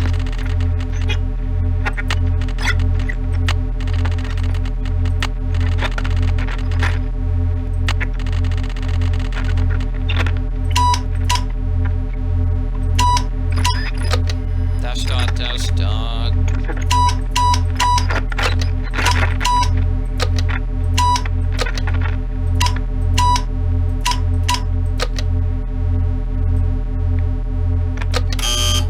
How is that not accepted, though? What am I doing wrong, everyone?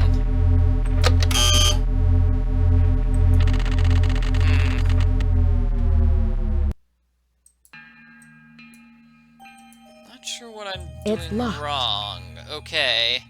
I did something wrong to send this message.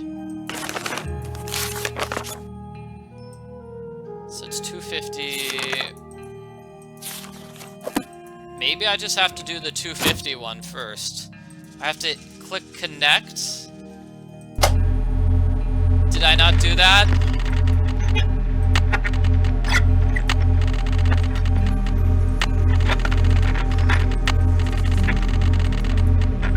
Transmítelo ahora. Okay, I was stupid and did not hit connect first. I actually didn't go to that channel. I just put in the channel number and didn't actually go to the channel first.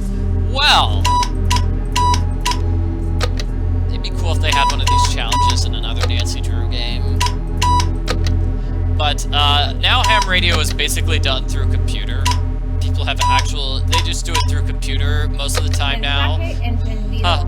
But it'd be kind of cool to see the modern version of this, because we have this version of ham radio, and we've got another version of ham radio on in Nancy Drew Secret of the Old Clock.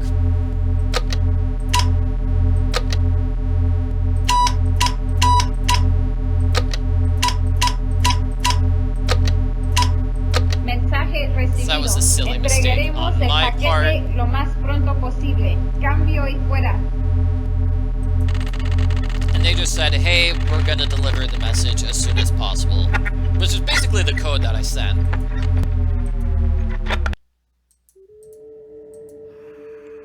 That was in the book. It said, send the message Leche. That means mail the goods as soon as possible. It's safe. So they're gonna be mailing that piece as soon as possible. So I'm going to just skip ahead a couple of days. There's a couple ways to trigger it. But skipping ahead a couple days is a great way to trigger it. Oh, come on. Why is this game just being so mean to me? 6 a.m.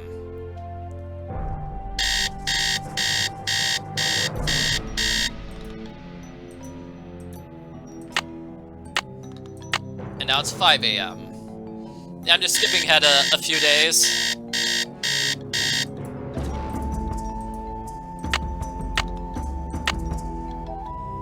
You could also go talk to Taylor Sinclair to help trigger things. Talking to other characters helps trigger stuff too. So now let's hope it's been long enough that the package has been sent. Oh wow, it's still early in the morning. It's very dark outside.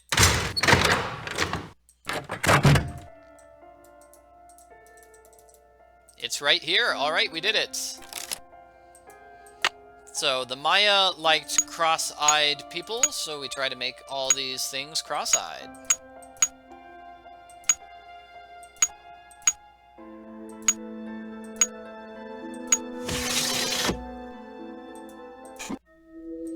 And as I said, this will trigger Henrik's memory. This partially triggers Henrik's memory. So, we've got 5 more pieces to this 6-sided cube. Pick a number from 1 to 5, everyone. We'll go back to pick a number from 1 to 5. In the meantime, let's meet Henrik. Oh, this is hospital hour. We're not even kind of close to hospital hours. People saying 3. It looks like 3, now 4. And now people are saying numbers which were not part of the... Okay, it's either 3 or 4. I'll see which one, and then I'll make my decision from there.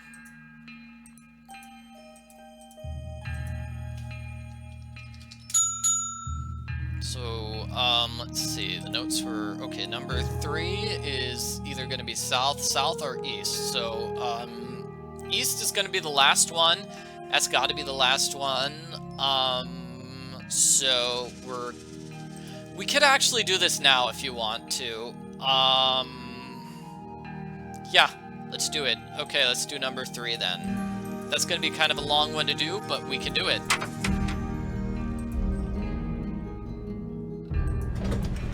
I think we can do that right here, right now. It's going to be a while, but we'll do it. Good afternoon, young lady. Henrik, I received a note from your friends in Copan. I've got the Copan Fool key. I still need the Pacal, though. How's your memory? The tomb. Nancy, I hid the Pacal carving in the replica of the Pacal tomb at the bottom of the temple exhibit. Huh. Now, how did I think of that? And another thing. You'll need to get past that computer quiz. Sonny set it up with an impossible question. No one knows what Pacal was afraid of, but Sonny was petrified of the Coatamundi. It's an ornery bandit with a narrow snout and a long ringed tail, much like a raccoon or a polecat. According to your notes, Pacal made a 6-part key to the Whisperer's tomb and scattered the pieces around the world. Do you remember anything about this? 6 keys? 6 keys? 6 keys! Nancy, what are the 4 corners of the world? North, south, east, and west. Plus the first king, Pacal himself, and the Copan Fool. When they're all assembled, they open the tomb. Don't you see? This is why I stole the Pacal, to prevent some other schemer from putting the key together. Okay, so he's basically explaining what we're going to do. In case you didn't figure it out from his notes, we're going to get all 6 of those keys. Maybe I'd better tell Joanna what's going on. You must keep this to yourself for now. It's your only hope of getting to the bottom of this. You rest up. I'll be back. I'll do my best. He just suddenly remembers where the carving is, who Sunny is, what a Kuatamundi is. He's just got a great memory now. Alright, so it's at the bottom of the temple exhibit. Now we're just going to go through the temple and get all the temple exhibits. So once we do that, then we'll be able to bring Joanna back to the museum. She'll be able to come back to the museum. That's great. And then we'll be able to get the Diego de Landa key, which is the one that we're really going for. I should put in my temple key card. So apparently we have to get the Pacal carving before we can get the Diego de Landa key. But you know, let's do this. That's just the way this particular game is set up. So I guess you cannot like solve these puzzles in any order you want. Some of them have to be solved in a specific order. Diego is probably going to be one of the later ones you get. I think you could do the Prudence Rutherford one. You could solve that far earlier if you really wanted to.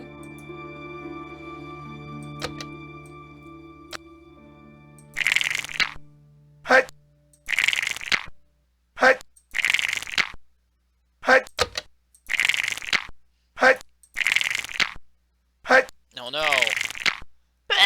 Oh no, I lost. Okay. So this is bull. This can be really difficult. We're trying to get the orange person to win. And this is just sort of randomized challenge.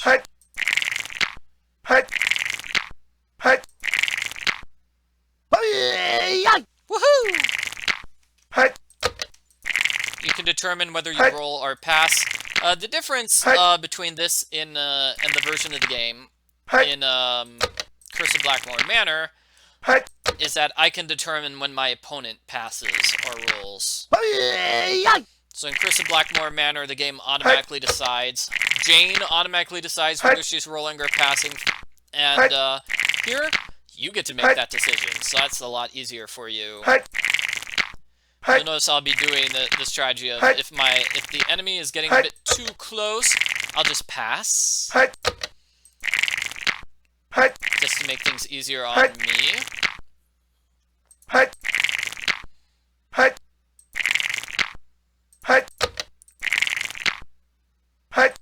Okay, so like here, I'm passing because I was 1 away from the enemy. Basically, if you're like 1 to 4 squares away from the enemy, you've got a somewhat decent chance. So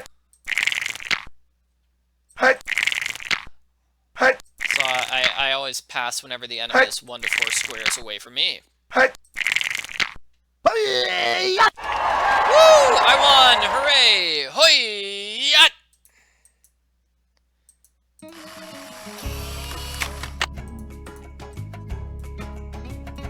And then finally, we have this.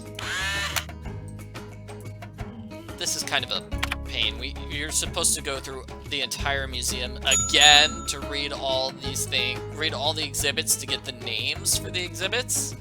Ugh, I mean, get the answers.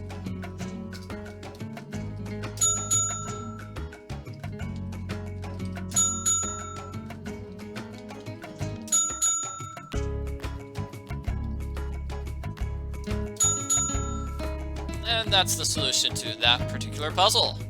Woo!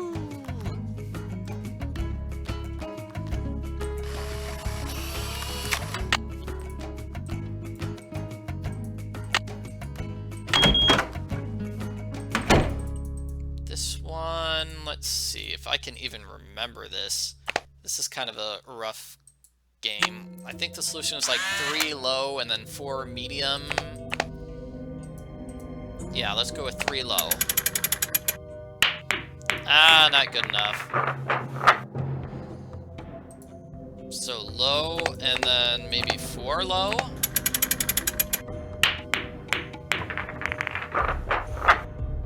Maybe it's high, 3 high.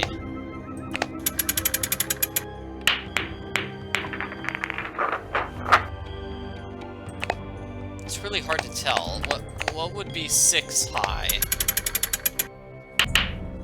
That's far too high. 4 high? Okay, we did it. Yay, 4 high. And now he moves back a bit. So now, 6 medium.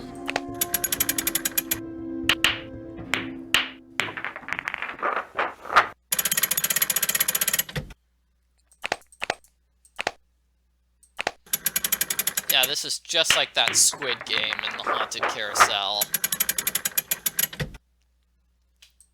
So medium, let's go with 5 medium.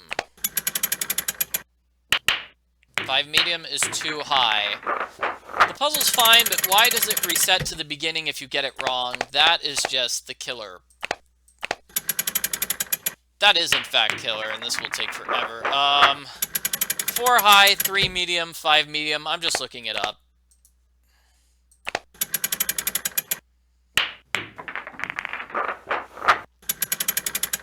So it's gonna be 5 medium.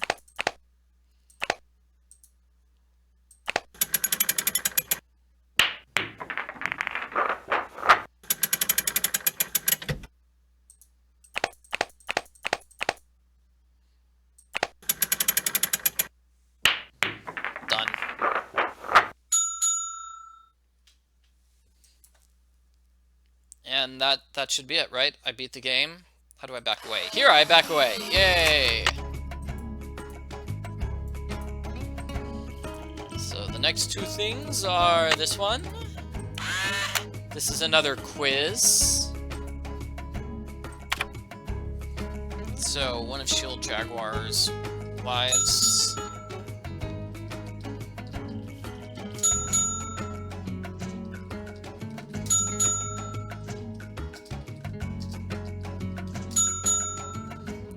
This puzzle's answer is inside Henrik's notes. It's not in the museum, according to Sunny June. Sunny is in fact correct about that. It is in fact, yeah, I mean, that's actually it. So, let's go this way, over here.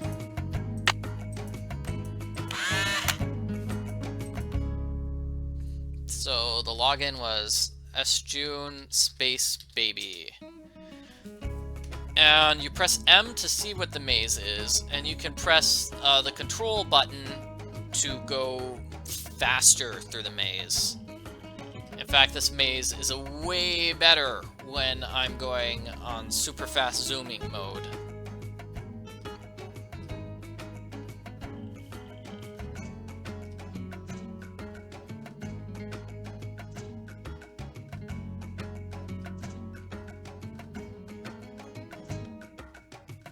Yeah, this is the same maze for Message in a Haunted Mansion.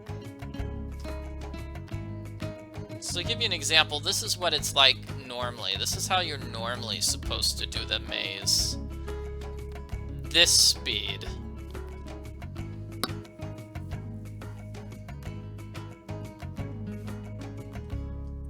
It is a very fancy looking maze though. I really like it. And it's really cool how the scenery can change when you go from area to area.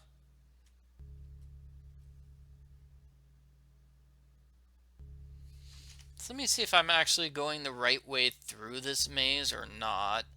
How do I reach the exit? Oh yeah, no, this is a killer maze, jeez. So where's the exit? The exit is through here. Oh no, it appears that I'm stuck. What's happening? The game is sticking on me, huh? Why is this? Oh no. For whatever reason, the maze killed the game. The maze is the culprit. Let's see what Second Chance does. Second Chance is the closest to an autosave feature this game has. And second chance takes me all the way back here. So how long ago was this? How much of the game do we have to replay now as a result? That's not good. Okay, and I don't remember. Give me a second, I need to find the Morse code solution again. Come on, where's Morse code? Morse code, okay, I found the Morse code. But first I need to connect to 2731.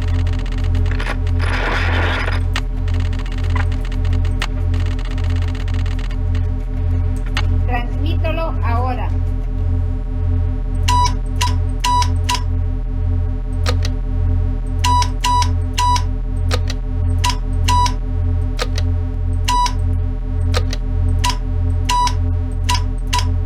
Mensaje encendido.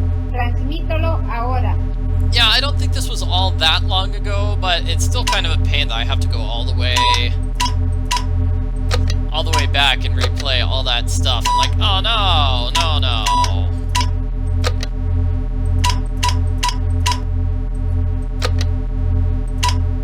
Mensaje recibido. Entregaremos el paquete lo más pronto posible. Cambio y fuera.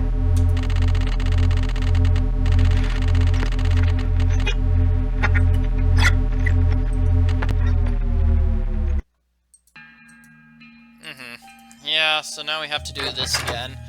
Okay. Well, if anybody missed part of the live stream, they didn't miss much.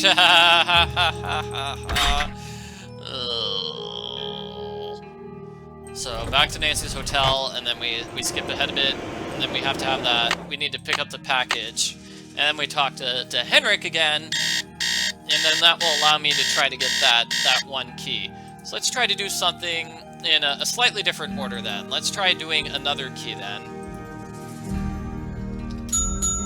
Let's do the other puzzle first then. Let's do one of these other puzzles first, because I might as well.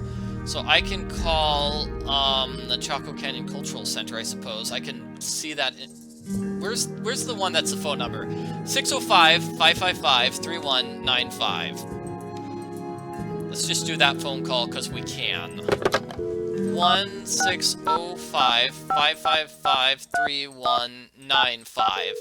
Yeah, we'll do this. We'll do just change things up a bit. Daddle residence. Hi, we'll may I speak to Henry Daddle, conversation. please? Speaking. Mr. Daddle, my name is Nancy Drew. This is a long shot, but I'm calling regarding a Maya artifact that was bought at auction in 1898 by one Henry Albert Daddle. Does that ring any bells? Sure. Henry Albert Daddle Sr. was my great-grandfather. You're talking about the jade carving, right? Yes, exactly. Wow, I can't believe my luck. Well, it's a lucky life if you ask me. So what can I do for you? Okay, somebody just checked. It was about 18 minutes of gameplay that I lost. It's very sad. Oh well. I'm wondering if the artifact is still in the family. Forgive me, Miss Drew. Who are you exactly? I'm the deputy curator at Beech Hill Museum in Washington, D.C. I'm doing some research on jade carvings of the ancient Maya. I see. Well, I was the last to inherit the carving, but my daughter Penelope was so intrigued with it that I gave it to her. I'm sure she'd be happy to talk to you about it. Why don't you give her a call on her line? It's 555-3197. Will do. Thanks, Mr. Daddle. My pleasure. I forget what the intro to the phone number was. Fortunately, with the Daddles, you only have to have the one phone call, as opposed to Chaco Canyon, where you kind of have to call multiple times for Chaco Canyon. So it was 605. We want 605-3197. 1-605-555-3197. Hello? Hi, is this Penelope? Not even. Oh, is this 605-555-3197? Yeah, but no one calls me Penelope anymore. Except my parents, that is.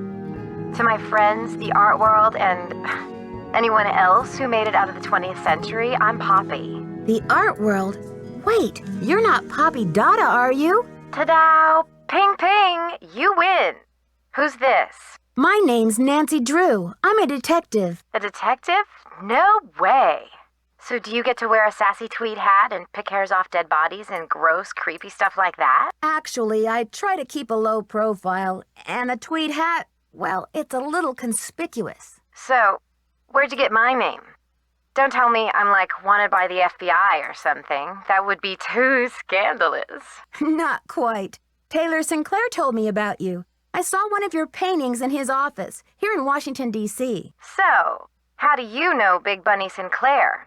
Taylor and I are both affiliated with Beech Hill Museum, also in D.C. Has Taylor been pushing those Oaxacan cookies on you? You haven't eaten one, have you? So far, I've managed to politely decline. I take it you advise against them? Let's put it this way. His trip to Oaxaca was about 2 years ago, and he's been trying to move those rancid, lard biscuits ever since. Yuck, those are gross cookies. Thanks for the tip, Poppy. I can see you're going to be a detective's best friend. That's hot. What's a case? Are there dead bodies involved? Do you need to, tap my phone or impersonate me or something? She's really obsessed with these dead bodies. Has she mentioned dead bodies twice now? I think she has. That's creepy, Poppy. You're being creepy. Before I get into that, tell me about the artwork you do. It looks very interesting. It's a new form I made up myself. I approach each piece as a synesthetic, interactive, organic journey.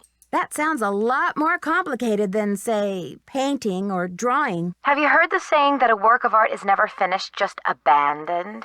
Well, I'm taking that idea to the limit by making art that will keep changing as different people encounter, perceive, and interact with it. I'm tired of artwork that says, "Don't touch." I'm all about letting go, about sending my work into the world and seeing how it continues to become. But you wouldn't advocate, say, drawing a mustache on the Mona Lisa, would you? Ugh, don't get me started on art. Now, what's your name again? Oh, yeah, Nancy. Let's have the dish. Who are you after? The Chinese mafia? No mafia that I know of. African elephant poachers? No elephants involved. South American drug lords? Not this time. A sinister counterfeiting ring right here in Vermilion? Am I even getting warm? There was a robbery at Beech Hill, but that's just the tip of the iceberg. This thief is after something big, and I've got to figure out what it is. Drama. So, where do the daddles come in? I got a tip that your great-great-grandfather bought a jade carving, much like the ones that are being stolen. I'm hoping to take a look at it. You mean that ancient green rock with the weird symbol on it? I slapped some shoe polish on it and stuck it in one of my paintings. You're kidding. That's a one-of-a-kind Maya artifact, a piece of history. It's hundreds of years old. It's worth a lot of money. That's the whole point. Don't you see? It's an organic process. I mean, how can people really relate to art if it doesn't come to life and grow and die just like they do? That carving is part of something bigger now. Oh my. It seems awfully reckless to me, not to mention the wrench it throws into my investigation. Oh, Nancy, don't be such a prude. Taylor's probably still got that artwork. At least, I don't think he's sold it yet. Why don't you ask him? Tell him you want to see the piece called Deadly Midnight Snack. It's the one with the rubber shark. Deadly Midnight Snack. I think I know the one you mean. But I'd rather not bring Taylor into this, if it's okay with you. I'm just not sure whether I trust him. Fine with me. I know the big bunster, Mr. Bunnytron. Well, he rubs some people the wrong way. If you really need the carving to crack this case, why don't you just go ahead and take it? But wouldn't it ruin your painting? Of course not. After all, this is a chance to enact exactly what I've been talking about, the organic process, inviting my viewers to interact with my work. The deal is, you can take the carving, but you have to put something in its place. I can choose anything? A light bulb? A magnifying glass? A pair of headphones? No, it should be something more organic. Stay with the title, Deadly Midnight Snack. And don't be afraid to go way out. As an artist, I can tell you that inspiration bites in the most mysterious ways. Okay, Poppy, if you say so. Right on. But let's keep Taylor out of this. He'd probably blow a gasket if he saw you tampering with the merchandise. That's all art is to him, you know. Merchandise. I'll make sure he doesn't detect a thing. Good luck, Nancy. Thanks, Poppy. Bye. Poppy's nice. I like Poppy, but wow, that art stuff is confusing. I have no idea what she's even kind of talking about. Hey, alarm. Okay, let's set the alarm for earlier in the morning. Yeah, let's go with 10.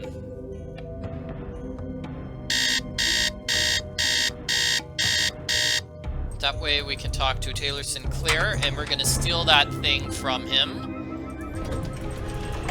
The Deadly Midnight Snack. May I take a closer look at that wacky Dada painting? Be my guest.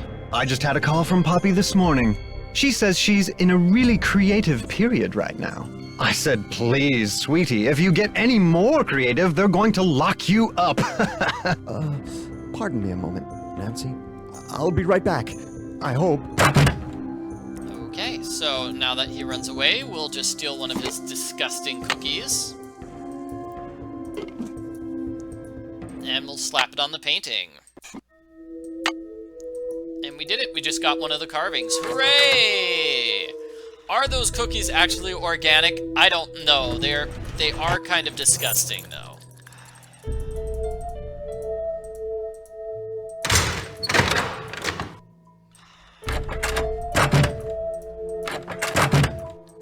I do like this victory music, you know, whenever we get a carving, and we're gonna get more victory music here because this just got delivered by the people.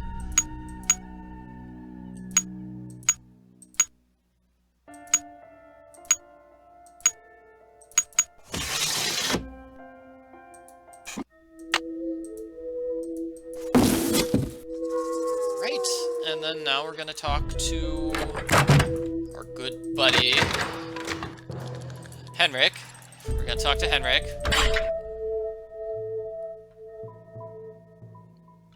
Who was at the hospital.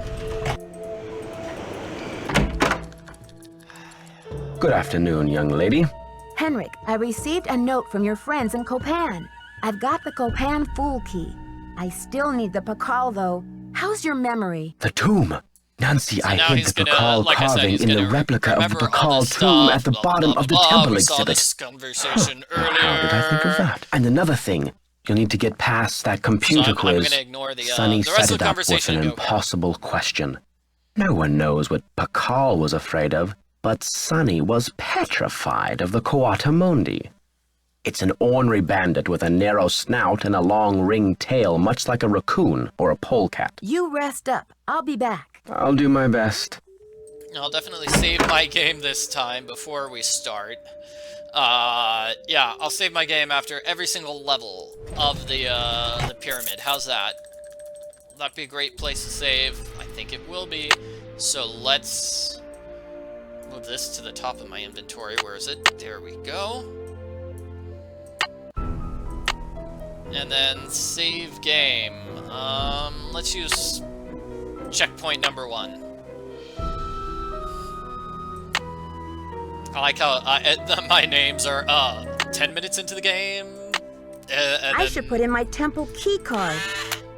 Okay, let's pull up the solution to this puzzle because I don't have it memorized.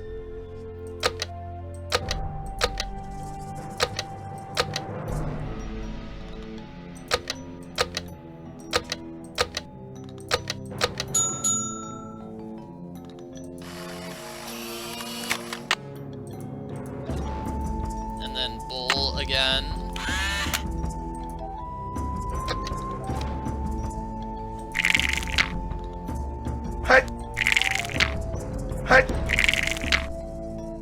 So here I pass because, you know, whenever I'm 1 to 5 away, that's a pretty good chance of me winning.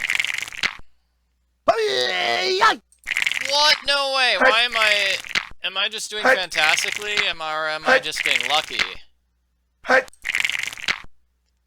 Ah, okay, that was not lucky. Okay, that was just bad luck on my part.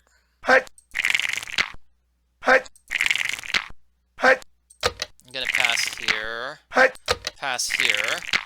Come on, 2. Oh, come on! Oh, come on! Ah!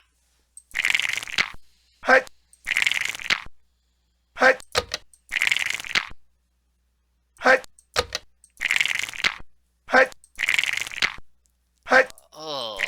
Yeah, sometimes you just get the worst, you know, the random number generator just hates me. And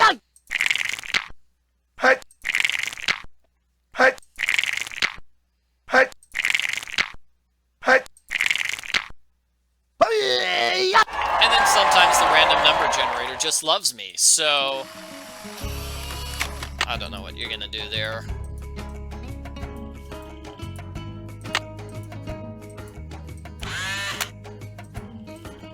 So let's answer this quiz. Palenque. Lady.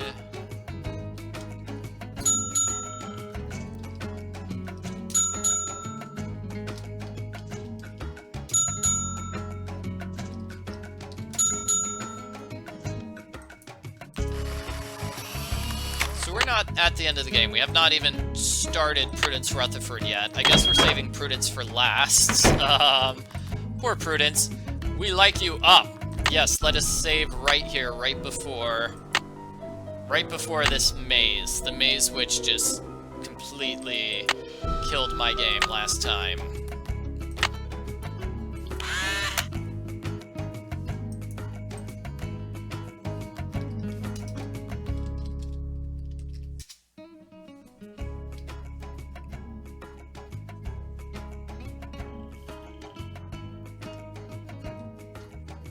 Is this the same maze? It's really kind of hard to get through the maze. That's a tiny opening there.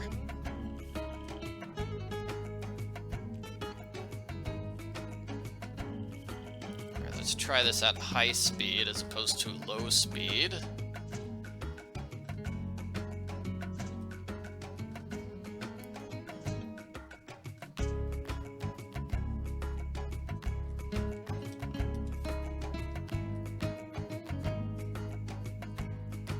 I am going to have to go in the other direction. Where's the doorway? There's the doorway.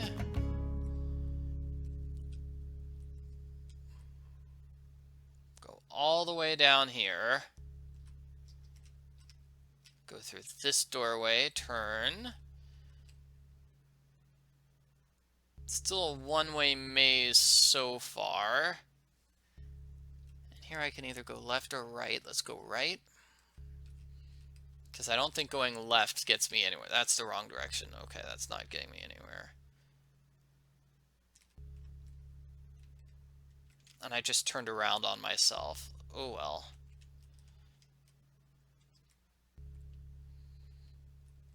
I really do like that you can hold down the control button to go faster through the maze. That is wonderful, and I love it so much.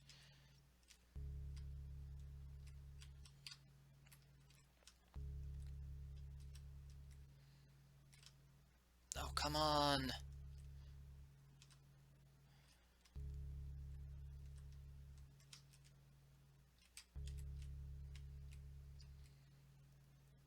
All the way forward, all the way forward.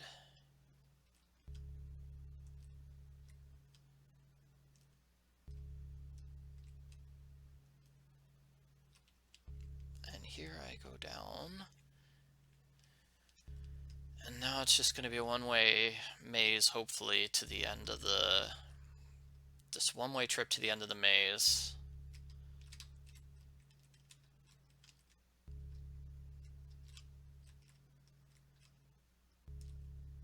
Please work. Wrong direction. Okay. Imagine doing this if you couldn't press the button to make the maze appear at the bottom of your screen without making the map appear. This maze would be impossible.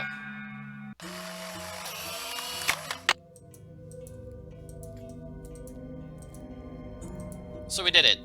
Yay. Save. Woo! We did it, everyone! We made it through the terrible, terrible maze.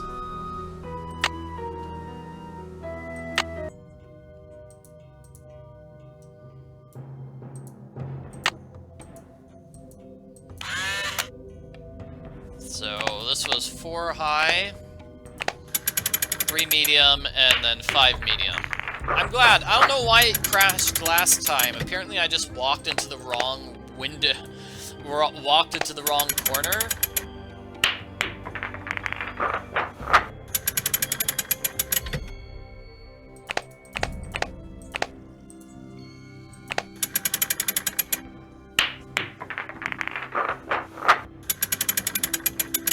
And then this is going to be 6 low.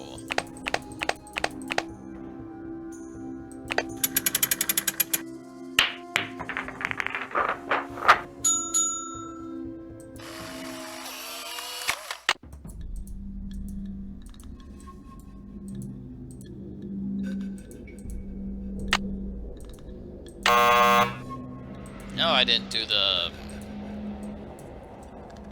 Hold on, I'm not trying to see this. I am trying to do this quiz. I did not do the quiz.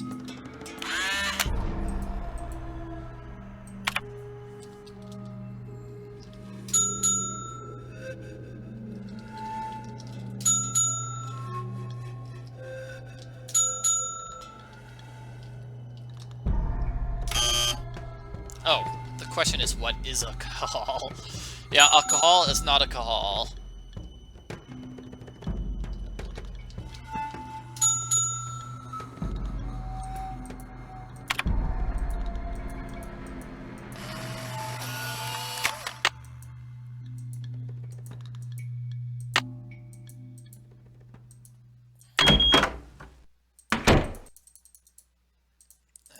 Here we have more puzzles.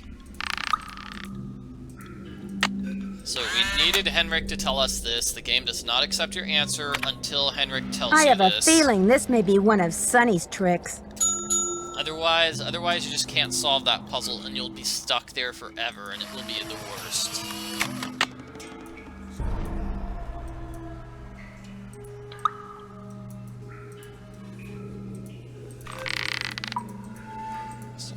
Almost getting close to this. Yay! This one is the Wind God. Yum-Samil is the God of Death. Must be the God of Travelers.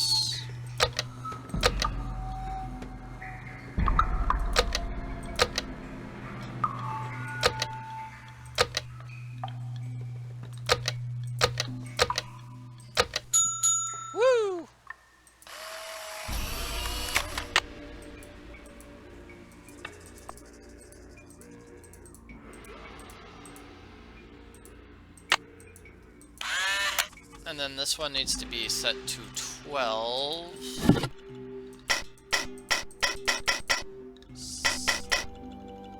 So 12 and then 12 Kahal.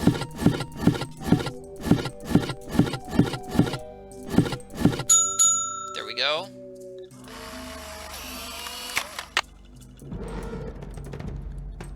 I like this Maya music, it's very intense. So the Pacal carving is right here. And we also get a fancy glow stick. Hooray! Hooray!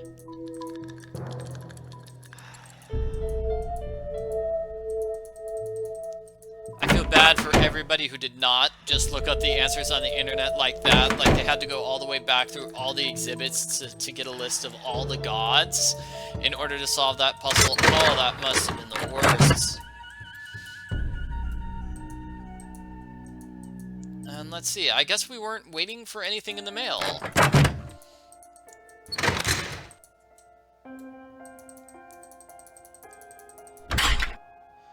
Okay. Whew. So, next... What are we gonna go for next? Which piece do we need to go next? I guess we've got Prudence Rutherford, and we've got the Diego de Landa one. Yeah, that's what we have to do. So let's call Franklin. I said I was going to do the Diego DeLanda one, so let's do that. We're going to call Franklin to have him reinstate Joanna. Boswell, Jackson, and Rose, how may I direct your call? This is Nancy Drew, calling for Franklin Rose, please. Just a minute, please. Nancy, hello. Do you have any news? The thief left a red handprint at the scene of the crime. According to Taylor Sinclair, the same print was left at a couple of other crime scenes recently. I'm trying to find out what the connection is between these thefts. Oh, Nancy, you zero in on a case like a heat-seeking missile, don't you? I feel so much better knowing you're going to follow up on every lead. I'll help in any way I can. Thanks, Mr. Rose. That's what I'm here for. All right. I thought we were able to talk to him about Joanna, but I guess not. Come on. Boswell, Jackson, and Rose, how may I direct your call? This is Nancy Drew, calling for Franklin Rose, please. Just a minute, please. Nancy, to what do I owe the pleasure of this call? Really? Okay, False never alarm. mind. I'll call you later. Not a problem, dear. It is kind of a problem. It's a problem for me. So yes, we do need to go, we need to listen to his voice message to learn Joanna's been fired. Before we can reinstate her. And maybe we'll be able to talk to him about Prudence Rutherford. I am You have not voicemail. sure. Press 0 to... Nancy, it's Joanna. The police are done giving me the 3rd degree, but now the board has suspended me. To make a long story short, I'm forbidden to set foot in the museum. Could you please call Franklin Rose and try to reason with him? If we don't get a move on, this exhibit is going straight down the tubes. To replay messages, press... Everybody is saying I should keep Joanna fired. Nobody wants me to bring her back to the museum. Well, we have to bring her back to the museum. It's the only way we can get the final piece. We've Boswell, got 3 of Jackson, them. and Rose, how We may need I to get direct one your of the other call? ones. This is Nancy Drew, calling for Franklin Rose, please. Just a minute, please. Nancy, you must be psychic. I was just getting ready to call you myself. Oh, really? Why? I feel I should apologize for the situation that's going on at the museum, dear. I really did think we were setting you up with a nice little internship, a breather from your casework, but instead it looks like we've fed you to the lions. Well, in all my travels, I still haven't found a mystery-free zone, Mr. Rose. Speaking of travel, I got a postcard from your father in Ouagadougou. Apparently, Burkina Faso has become the cultural darling of West Africa. He must be having quite an adventure. Yes, the last I heard, he was going on to Kenya to try to pick up a safari. Anyway, what's on your mind, Mr. Rose? Let me be frank. Joanna Riggs has been in the doghouse with the board for months. Her thirst for acclaim has led her to gamble the future and the reputation of Beech Hill time and again. Now that we've lost the Pacal carving, one of our most notable pieces, well, she's just got to be stopped. But with Henrik in the hospital and Joanna suspended, how can we possibly get this exhibit off the ground? Leave that to me. We'll postpone the opening if we have to. Look, I've got a client waiting, Nancy. What we need now is for you to take up the slack. I've spoken to the rest of the board, and we've agreed that the best thing is to put you in charge. So Nancy got a promotion. Nancy is now in charge of the museum. It's kind of funny this happens like 2 seconds before I'm going to bring Joanna back. So, yeah. What do you want me to do? We're counting on you to catch this thief red-handed. Ha, ha. Just kidding, kiddo. If you can get the Pacal back, we'll see about giving Ms. Riggs another chance. That seems fair, doesn't it? I've recovered the Pacal carving. That's great! So the case is closed. I'll reinstate Joanna as museum curator, and we can get on with the business of launching this exhibit. Where in the world did you find it? Who's behind all this nonsense? Mr. Rose, this case is far from closed. Do you trust me? What in the world are you talking about? Do you trust me? Do you trust me? Yes, the unpaid intern is in charge of the entire museum. This is crazy. I'm sorry, but I can't explain everything now. I'll take good care of the carving, I promise. What can I say, Nancy? I don't like it. I don't like it one bit. Do what you have to do, but let's get this mess cleaned up, all right? So you'll call Joanna and invite her back to work? I'll call her right away. Thanks, Mr. Rose. That's what I'm here for. A very short-lived promotion indeed. Poor, poor Nancy. Very short-lived promotion. But now that Joanna's back, she will tell us the code to open up the one thing. Thanks for clearing my name, Here Nancy. it is, 0677. Honestly, I mean, what kind of moron would I be to try and ruin my own exhibit? Anyway, we need to make up for lost time. I need you to go to the storeroom and start unpacking some of those crates. One of the pieces has a fancy security device on it. The code is 0677. Sure thing, Joanna. I'll see you later. Semper ubi sub ubi. Yeah, she came back really quickly. Very, very quickly.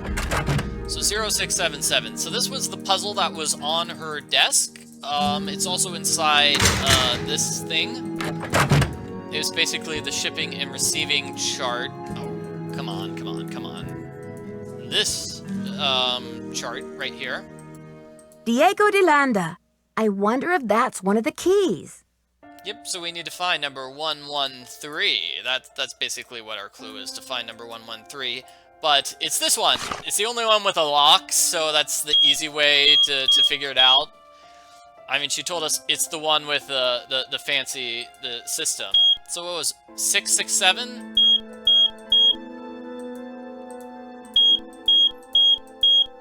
I've already forgotten the number. Why am I so bad at this, everyone? So Joanna said 0677. That's it. Got it.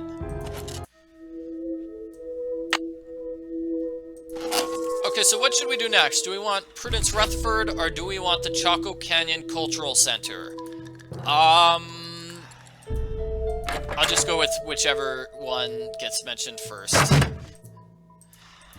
In the comments. Do you want Prudence Rutherford or the Chaco Canyon Cultural Center in New Mexico? We gotta vote for Prudence. Prudence wins. Okay. So Prudence is here. According to Henrik's notes, Prudence had... Topeka Commission for the Arts. How cultured. He said there was an article about Prudence in this magazine, and we're gonna notice that Prudence is also here. We also notice she's here. Topeka Commission for the Arts. That's the organization Prudence Rutherford works for. So now that we know that Prudence Rutherford definitely works for the Topeka Commission for the Arts, we are going to call her. We're going to call Mr. You have Rose. no voicemail.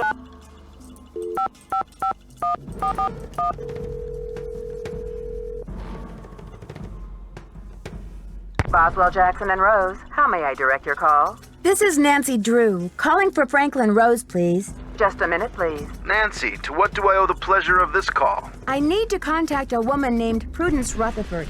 I noticed she's on the board of the Topeka Commission for the Arts, and that they've donated money to Beech Hill. Any idea how I might track her down? Well, you're in luck.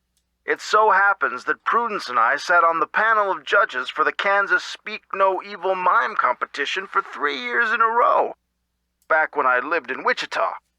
How's that for a small world? Dad never told me you lived in Wichita. Indeed I did. I haven't talked to Prudence in about 10 years. But let's see if I still have her in this old dinosaur of a Rolodex. Ah, yes, here we go. Got a pen? It's area code 785-555-7279. What's this all about? Miss Rutherford had a necklace with a Maya artifact stolen right out of her home. I'm trying to see if there's any connection between these robberies. Ha! You're a real pro, Nancy. Say, why don't I call ahead and let Prudence know what's going on? That way I can say hello, and she'll be expecting you. Now I think you're reading my mind, Mr. Rose. Thanks. Not a problem, dear. We talk to Mr. Rose so much in this game, and he's just such an... I was going to say unforgettable character, but no, the opposite. He's kind of a forgettable character. It's really easy to forget him. Here's the Chaco Canyon Cultural Center. So, again, Henrik's note said that you might have remembered that Taylor Sinclair mentioned they were robbed. So, Yeah, that's basically it. With both Prudence and with the Chaco Canyon, it's mentioned in Henrik's notes and it's mentioned in Taylor Sinclair's dialogue. So let's call Prudence Rutherford.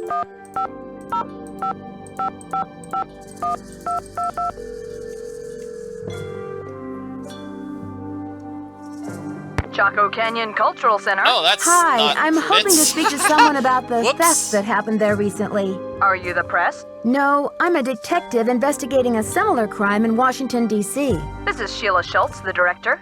What would you like to know? My name is Nancy Drew. I'm calling from the Beech Hill Museum in Washington, D.C.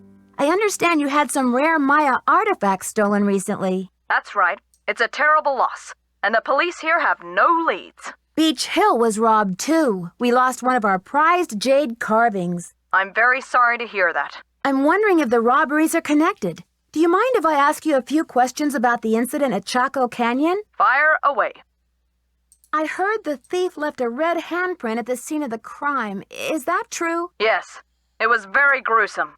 It looked like blood, but according to the police analysis, the print was made with a mercuric sulfide paste. Do you know of any symbolic meaning attached to a red hand? Don't walk, don't go there, talk to the hand, as my 15-year-old would say. Really, I haven't the slightest idea. So the thief cleaned out an entire display case? Only the center's most prized pieces. The case contained 5 pre-Columbian artifacts that were excavated right from this area. Nancy is in fact acting like she's been working at the museum for years when she just started last week. Now granted, she was the entire ruler of the museum for about 2 minutes, but still, it's kind of crazy. And yes, I am going to call Prudence after this. I meant to call her. I mixed up the 2 phone numbers. Sorry. Which piece would you say is the greatest loss for the center? Definitely the jade carving. It was highly unusual. There was a glyph on it that no one could translate. Until we hired Henrik Vanderheun, that is. His opinion was that it's Mayan in origin, and that it may have been a place name glyph for this area. As you can imagine, we regarded it as something of a regional treasure. Could you send me a photo of that jade carving so I can take a look at the glyph? I'm afraid I sent our only print off to the insurance company. They said they'd return it, but who knows when our claim will be processed. I'm sorry. I've just got to get my hands on a replica of that jade carving you lost. Do you have any ideas? Not off the top of my head, but maybe one of my staff will have a bright idea. I need some time to ask around. Can you call back later? Sure thing. Feel free to call if you have any more questions. So presumably the culprit for this game, who left the red handprint, the culprit for this game stole from Chaco Canyon and Prudence, and the thief left the red handprint at every crime scene. Henrik, we know, stole the carving from this museum. Henrik's the one who did this museum heist, and he did the red handprint just to imitate the thief from the other 2 thefts. That's the storyline there. So it's not the case that the same person robbed all 3 places. It's the case that Henrik was just imitating this other thief.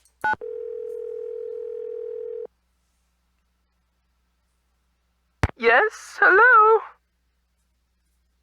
Hi, this is Nancy Drew, calling from Washington, D.C. I'm trying to reach Prudence Rutherford, please. Oh, yes, Franklin told me you'd be calling.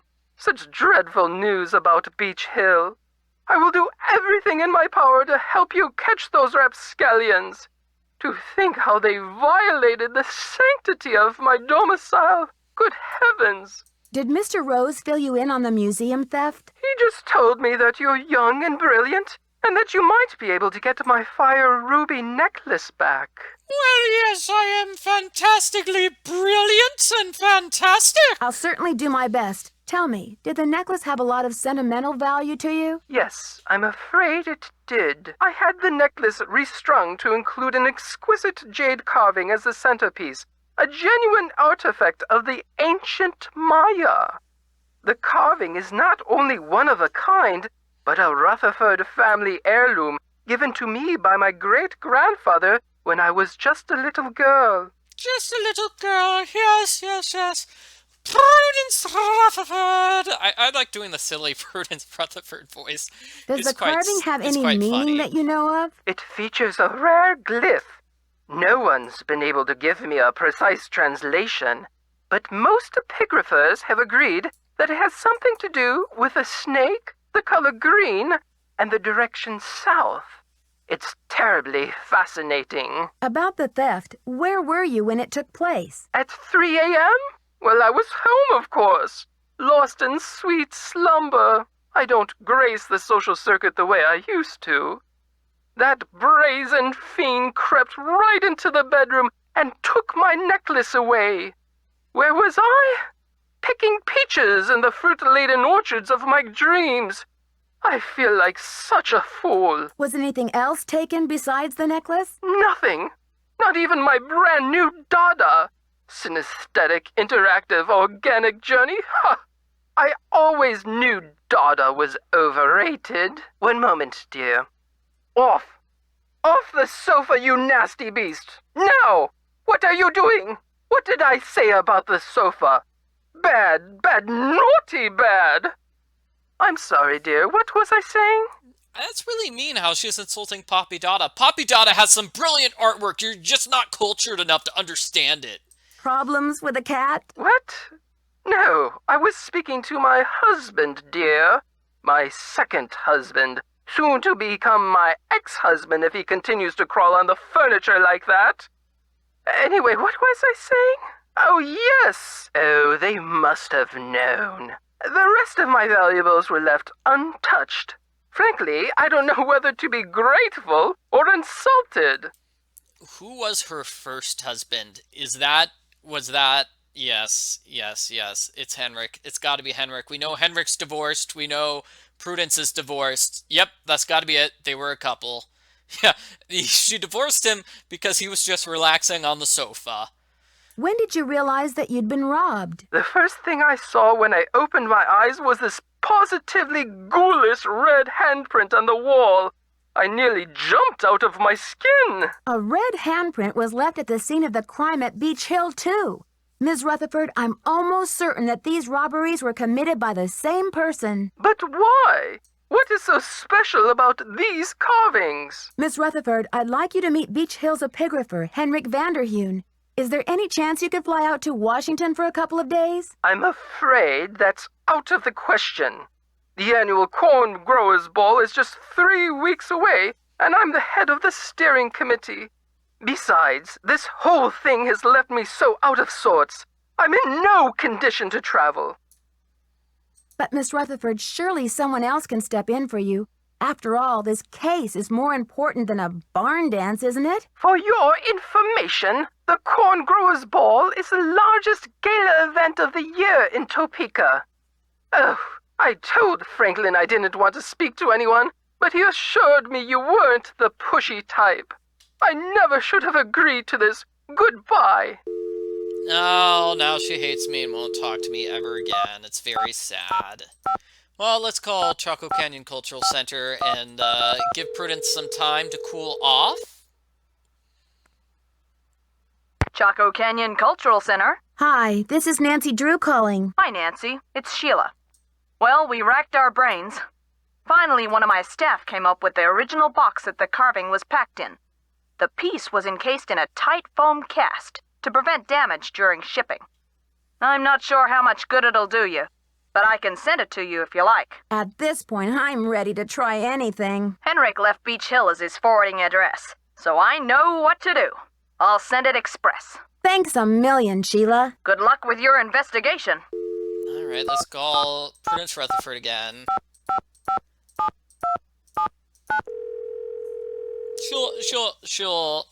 Nancy will be nice this time, I hope. Rutherford Estate, Prudence speaking. Miss Rutherford, this is Nancy Drew. Please, don't hang up. I'm afraid this case has got me a little wound up, but that's no excuse for bad manners. Please forgive me. I'm just very anxious to figure out why this thief is stealing Maya carvings, and I don't have much to go on. As I said, this robbery was a trauma for me, and I do not wish to get deeply involved in the investigation. However, the insurance company made this dreadful replica of the necklace with the idea that I would wear such a thing to public functions. Please. But I could send that to you if you'd like. Oh, that would be wonderful. How soon could you have it here? You'll have it tomorrow or the next day. My secretary will have the address of the museum. Now, if that is all you will require, young lady, I will need to attend to other pressing matters. Thanks a million, Miss Rutherford. I won't let you down. Call me Prudence. Oh, and Nancy, when you find the villains who did this to me, do me a favor and give them a sound thrashing. You're coming through loud and clear. Bye. I will give him a sound thrashing. That culprit will not be able to stop me. I am just pressing the alarm button. Why is the alarm trying to kill me? I don't understand. So I'm going to skip ahead to the next day. Because the package arrives tomorrow or the next day, and therefore I am skipping ahead to the next day. Sadly there is no option to punch the culprit at the end of this game, and I do not believe Joanna has anything else to say. Need something? I've got work to do. See you around. Yeah, but no, seriously, why can we not talk to her about anything? There are no more chores left for us to do. She's like, I want you to unpack everything. I unpacked one thing. Good job, Nancy!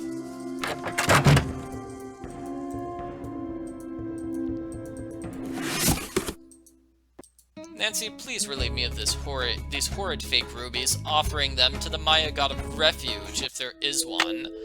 I have no need for imposters! And sadly, I don't think we can, have two packages appear at the same time. So let's just go around a bit, see if there are, like, new things to talk to people about. Hello. I should get back to the museum. Goodbye. Let's talk to Henrik again. Henrik back? Hey, Henrik. Anything going on with you? Good afternoon, young lady. Oh, let's see... Did you use Joanna's name last week to place an order for cinnabar with Keep It Real Restoration? You're asking the wrong amnesiac. Do you have anything against Joanna? Who knows? It's like he tried to frame Joanna, and we don't get told if he actually One did of or the pieces not. that was stolen from the Chaco Canyon Cultural Center was a jade carving with an unusual glyph on it. Do you remember translating it? I can't remember. No, whatever. You rest up. I'll be back. I'll do my best. And then we're going to talk to Sinclair, and hopefully this will have given us enough time that the Chaco Any Canyon news? thing will be there. I'd better get going. Keep up the good work.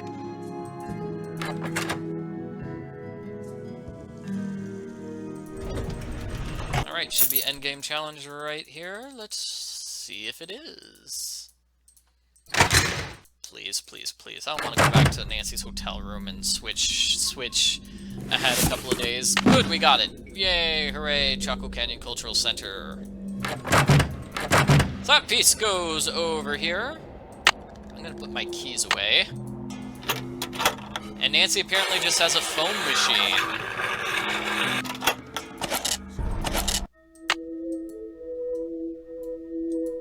According to Henrik's notes, I need to make a key out of these pieces.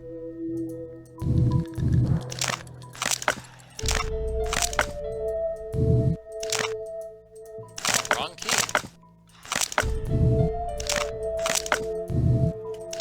Now I have the key. Yay! So we did it.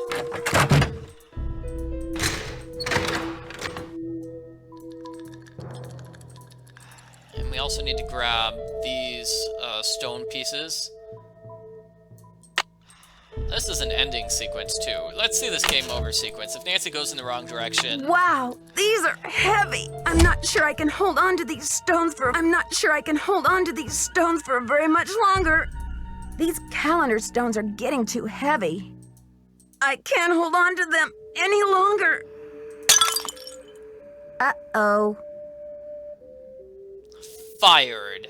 Breaks heavy, priceless relic. I'm not sure I can hold on to these stones for very much longer. I've got to put these things down. Yeah, way to go, Nancy. And somehow she can carry them all the way over here, which I think is a lot farther distance than the other one. Okay, so we need to do this. The poem said, when the first king ascends again. So it was 12, right? It was 12.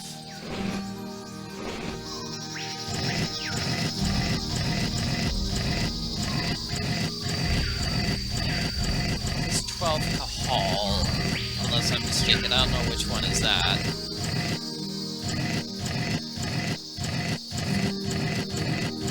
I think I must have missed it somehow. Yeah, definitely missed this. Oh well.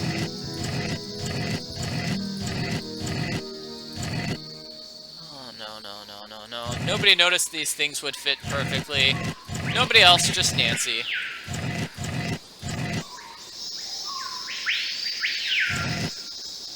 That's Henrik. That's how Henrik got his huge biceps. He just lifts calendar stones on his time off.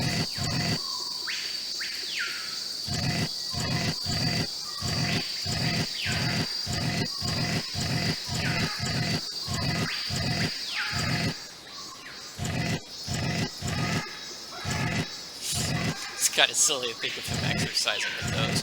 Yeah, so I've completely got this wrong, and it's very sad.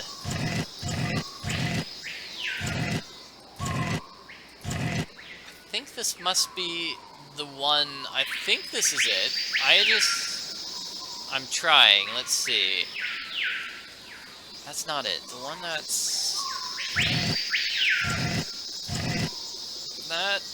doesn't quite look like it. This might be it.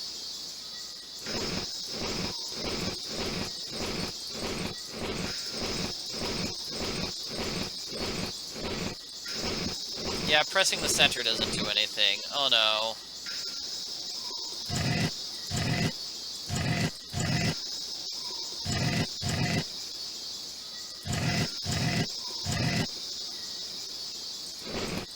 This might be it. I'll try this again.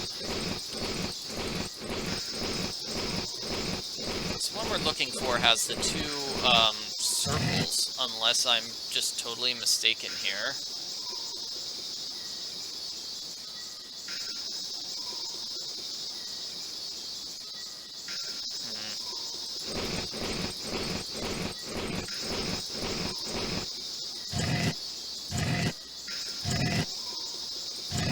That's not two circles.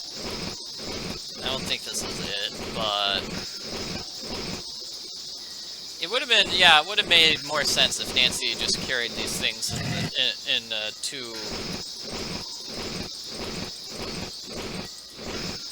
I'm being stupid about this. Okay, let's go with 12.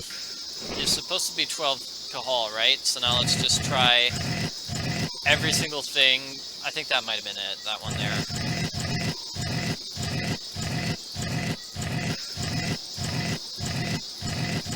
Unless it's not 12, and then I'm just wrong. Yeah.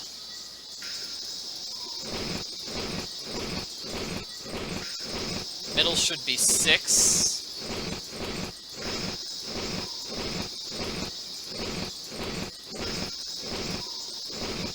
Yeah, okay, so if the middle is 6, that would explain why spinning all these other ones doesn't work. Okay, so it was 6 something, not 12 Cahal. 12 Cahal was the solution we had to do last time. This time it's a slightly different number. Well, that totally threw me off. This side looks damaged. I'll have to choose which side of the cube goes here. Nothing happened. So what you're supposed to do is line up the sides according to the map. There's a map, which is inside the center of the... I mean, where you got the key. Where you got your key card, there's a map on that desk.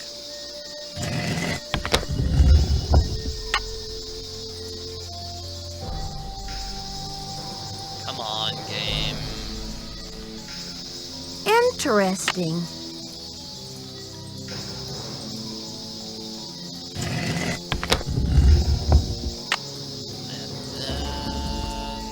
there. This should be the last step. We're doing it. Last step. I wonder what's inside. Ew, it's a creepy mummy. It's blank. Who's your friend, Nancy? Ow! Boo. Taylor Sinclair. Who'd you expect, the Tooth Fairy? Looks like someone forgot her beauty cream. I guess we can't all age gracefully. I'm sure she would say the same about you. You've been a top-notch assistant, Nancy, but I'm afraid you're just not going to make it in the art world. So, so Taylor is the culprit, and for some reason there was a blank book of writings just to fake out people. Taylor fell for the fake out, so it's really fortunate for Nancy that, King Pacal created this fake out. I guess King Pacal knew that Taylor Sinclair would be trying to rob her 2,000 years later. Why are you doing this? Nancy, do you have any idea what that book 800 contains? years later, I think. I'm not doing the math on this. Help me out, Sinclair. I'm drawing a blank. The Whisperer's writings are the only known personal account of Maya life, the only written glimpse into Pacal's time anywhere. Do you know what I can get for that thing on the black market? You have no right to do this. The book is not yours to sell. Simple economics suggest otherwise. And I am the art dealer. This tomb and all of its contents belong to Mexico. Finders keepers, I say. Nobody even realizes this thing has any contents. Won't they get a surprise when they finally open it up and find that it contains a 7th century scribe and a 21st century detective? Adios, Nancy. Okay, there you go. 7th century, 21st centuries. That's a 14 centuries of difference. Luckily, Nancy has this, so she can solve the puzzle. Inside the scribe's mouth, we get I'm starting to run out of air in which here. we put there. And let's see, I can use it down here. This may be the scribe's notes about Pacal. We found the real notes, hooray! Along with the exit key. I gotta get out of here. The exit key being the important thing. And yeah, Nancy totally should have attacked, just tried to tackle Taylor while he was monologuing. From the tomb, like a mermaid from the sea. Meanwhile, the foolish villain stews in the sour soup of his own miscalculation. From deep in the recesses of time, a wise royal scribe whispers her thanks. And a priceless chapter of history is rescued from obscurity. Way to go, Nancy! What in the world? Ah! Confound you, Nancy Drew! Dear Dad, it was great to talk to you on the phone last night. I can't wait to see you back in River Heights where I can fill you in on the whole story. Can you believe that your own daughter was recently standing face to face with a real mummy? Now that the scribe's book has been recovered, I understand how important it is and why Taylor thought he could make a fortune selling it on the black market. The book contains one of the only personal accounts of Maya life and existence anywhere. I'm sure it'll be a tremendous addition to our knowledge of the Maya once it's translated, that is. And now that Henrik's memory is back up to speed again, I'm sure he'll be itching to get to work on it. Taylor Sinclair won't be making any art deals for a long time, though, that's for sure. I guess I shouldn't be surprised about Alejandro's discovery that the Pacal carving's provenance documents were faked after all. When Franklin Rose and the board found out, they arranged to return the artifact to Mexico right away. Mexican officials are so happy to have the artifact back, they have pledged a new era of diplomatic relations with Beech Hill. Joanna sure learned her lesson about making deals with shady operators like Taylor. The board has agreed to give her another chance as long as she reforms her business tactics. And what else? Oh yes, Papi Dada's announced a new direction in her artwork. All her new paintings are going to feature, what else? Mysterious red handprints. So I guess everyone is taking off in new directions now. I'm going to stay and help this exhibit get launched. But I'll see you back at home in a couple of weeks. Have a safe trip home. Love, Nancy. All Alright, so that was kind of a strange ending. That's what everybody's saying. It's like the three of them were just standing in place practicing poetry. Did they not see Taylor leaving the building? Why didn't they go out and try to help save Nancy? Didn't they try to open the door at least if they knew Nancy was trapped inside? But it looks like no, they were just practicing poetry instead. Very strange. In any case, I do like the scene of Taylor Sinclair shouting, "Confound you, Nancy Drew." That is a fun scene. I find that really funny. So that's gonna be it. That's it for Secret of the Scarlet Hand. Hope you enjoyed it, everybody.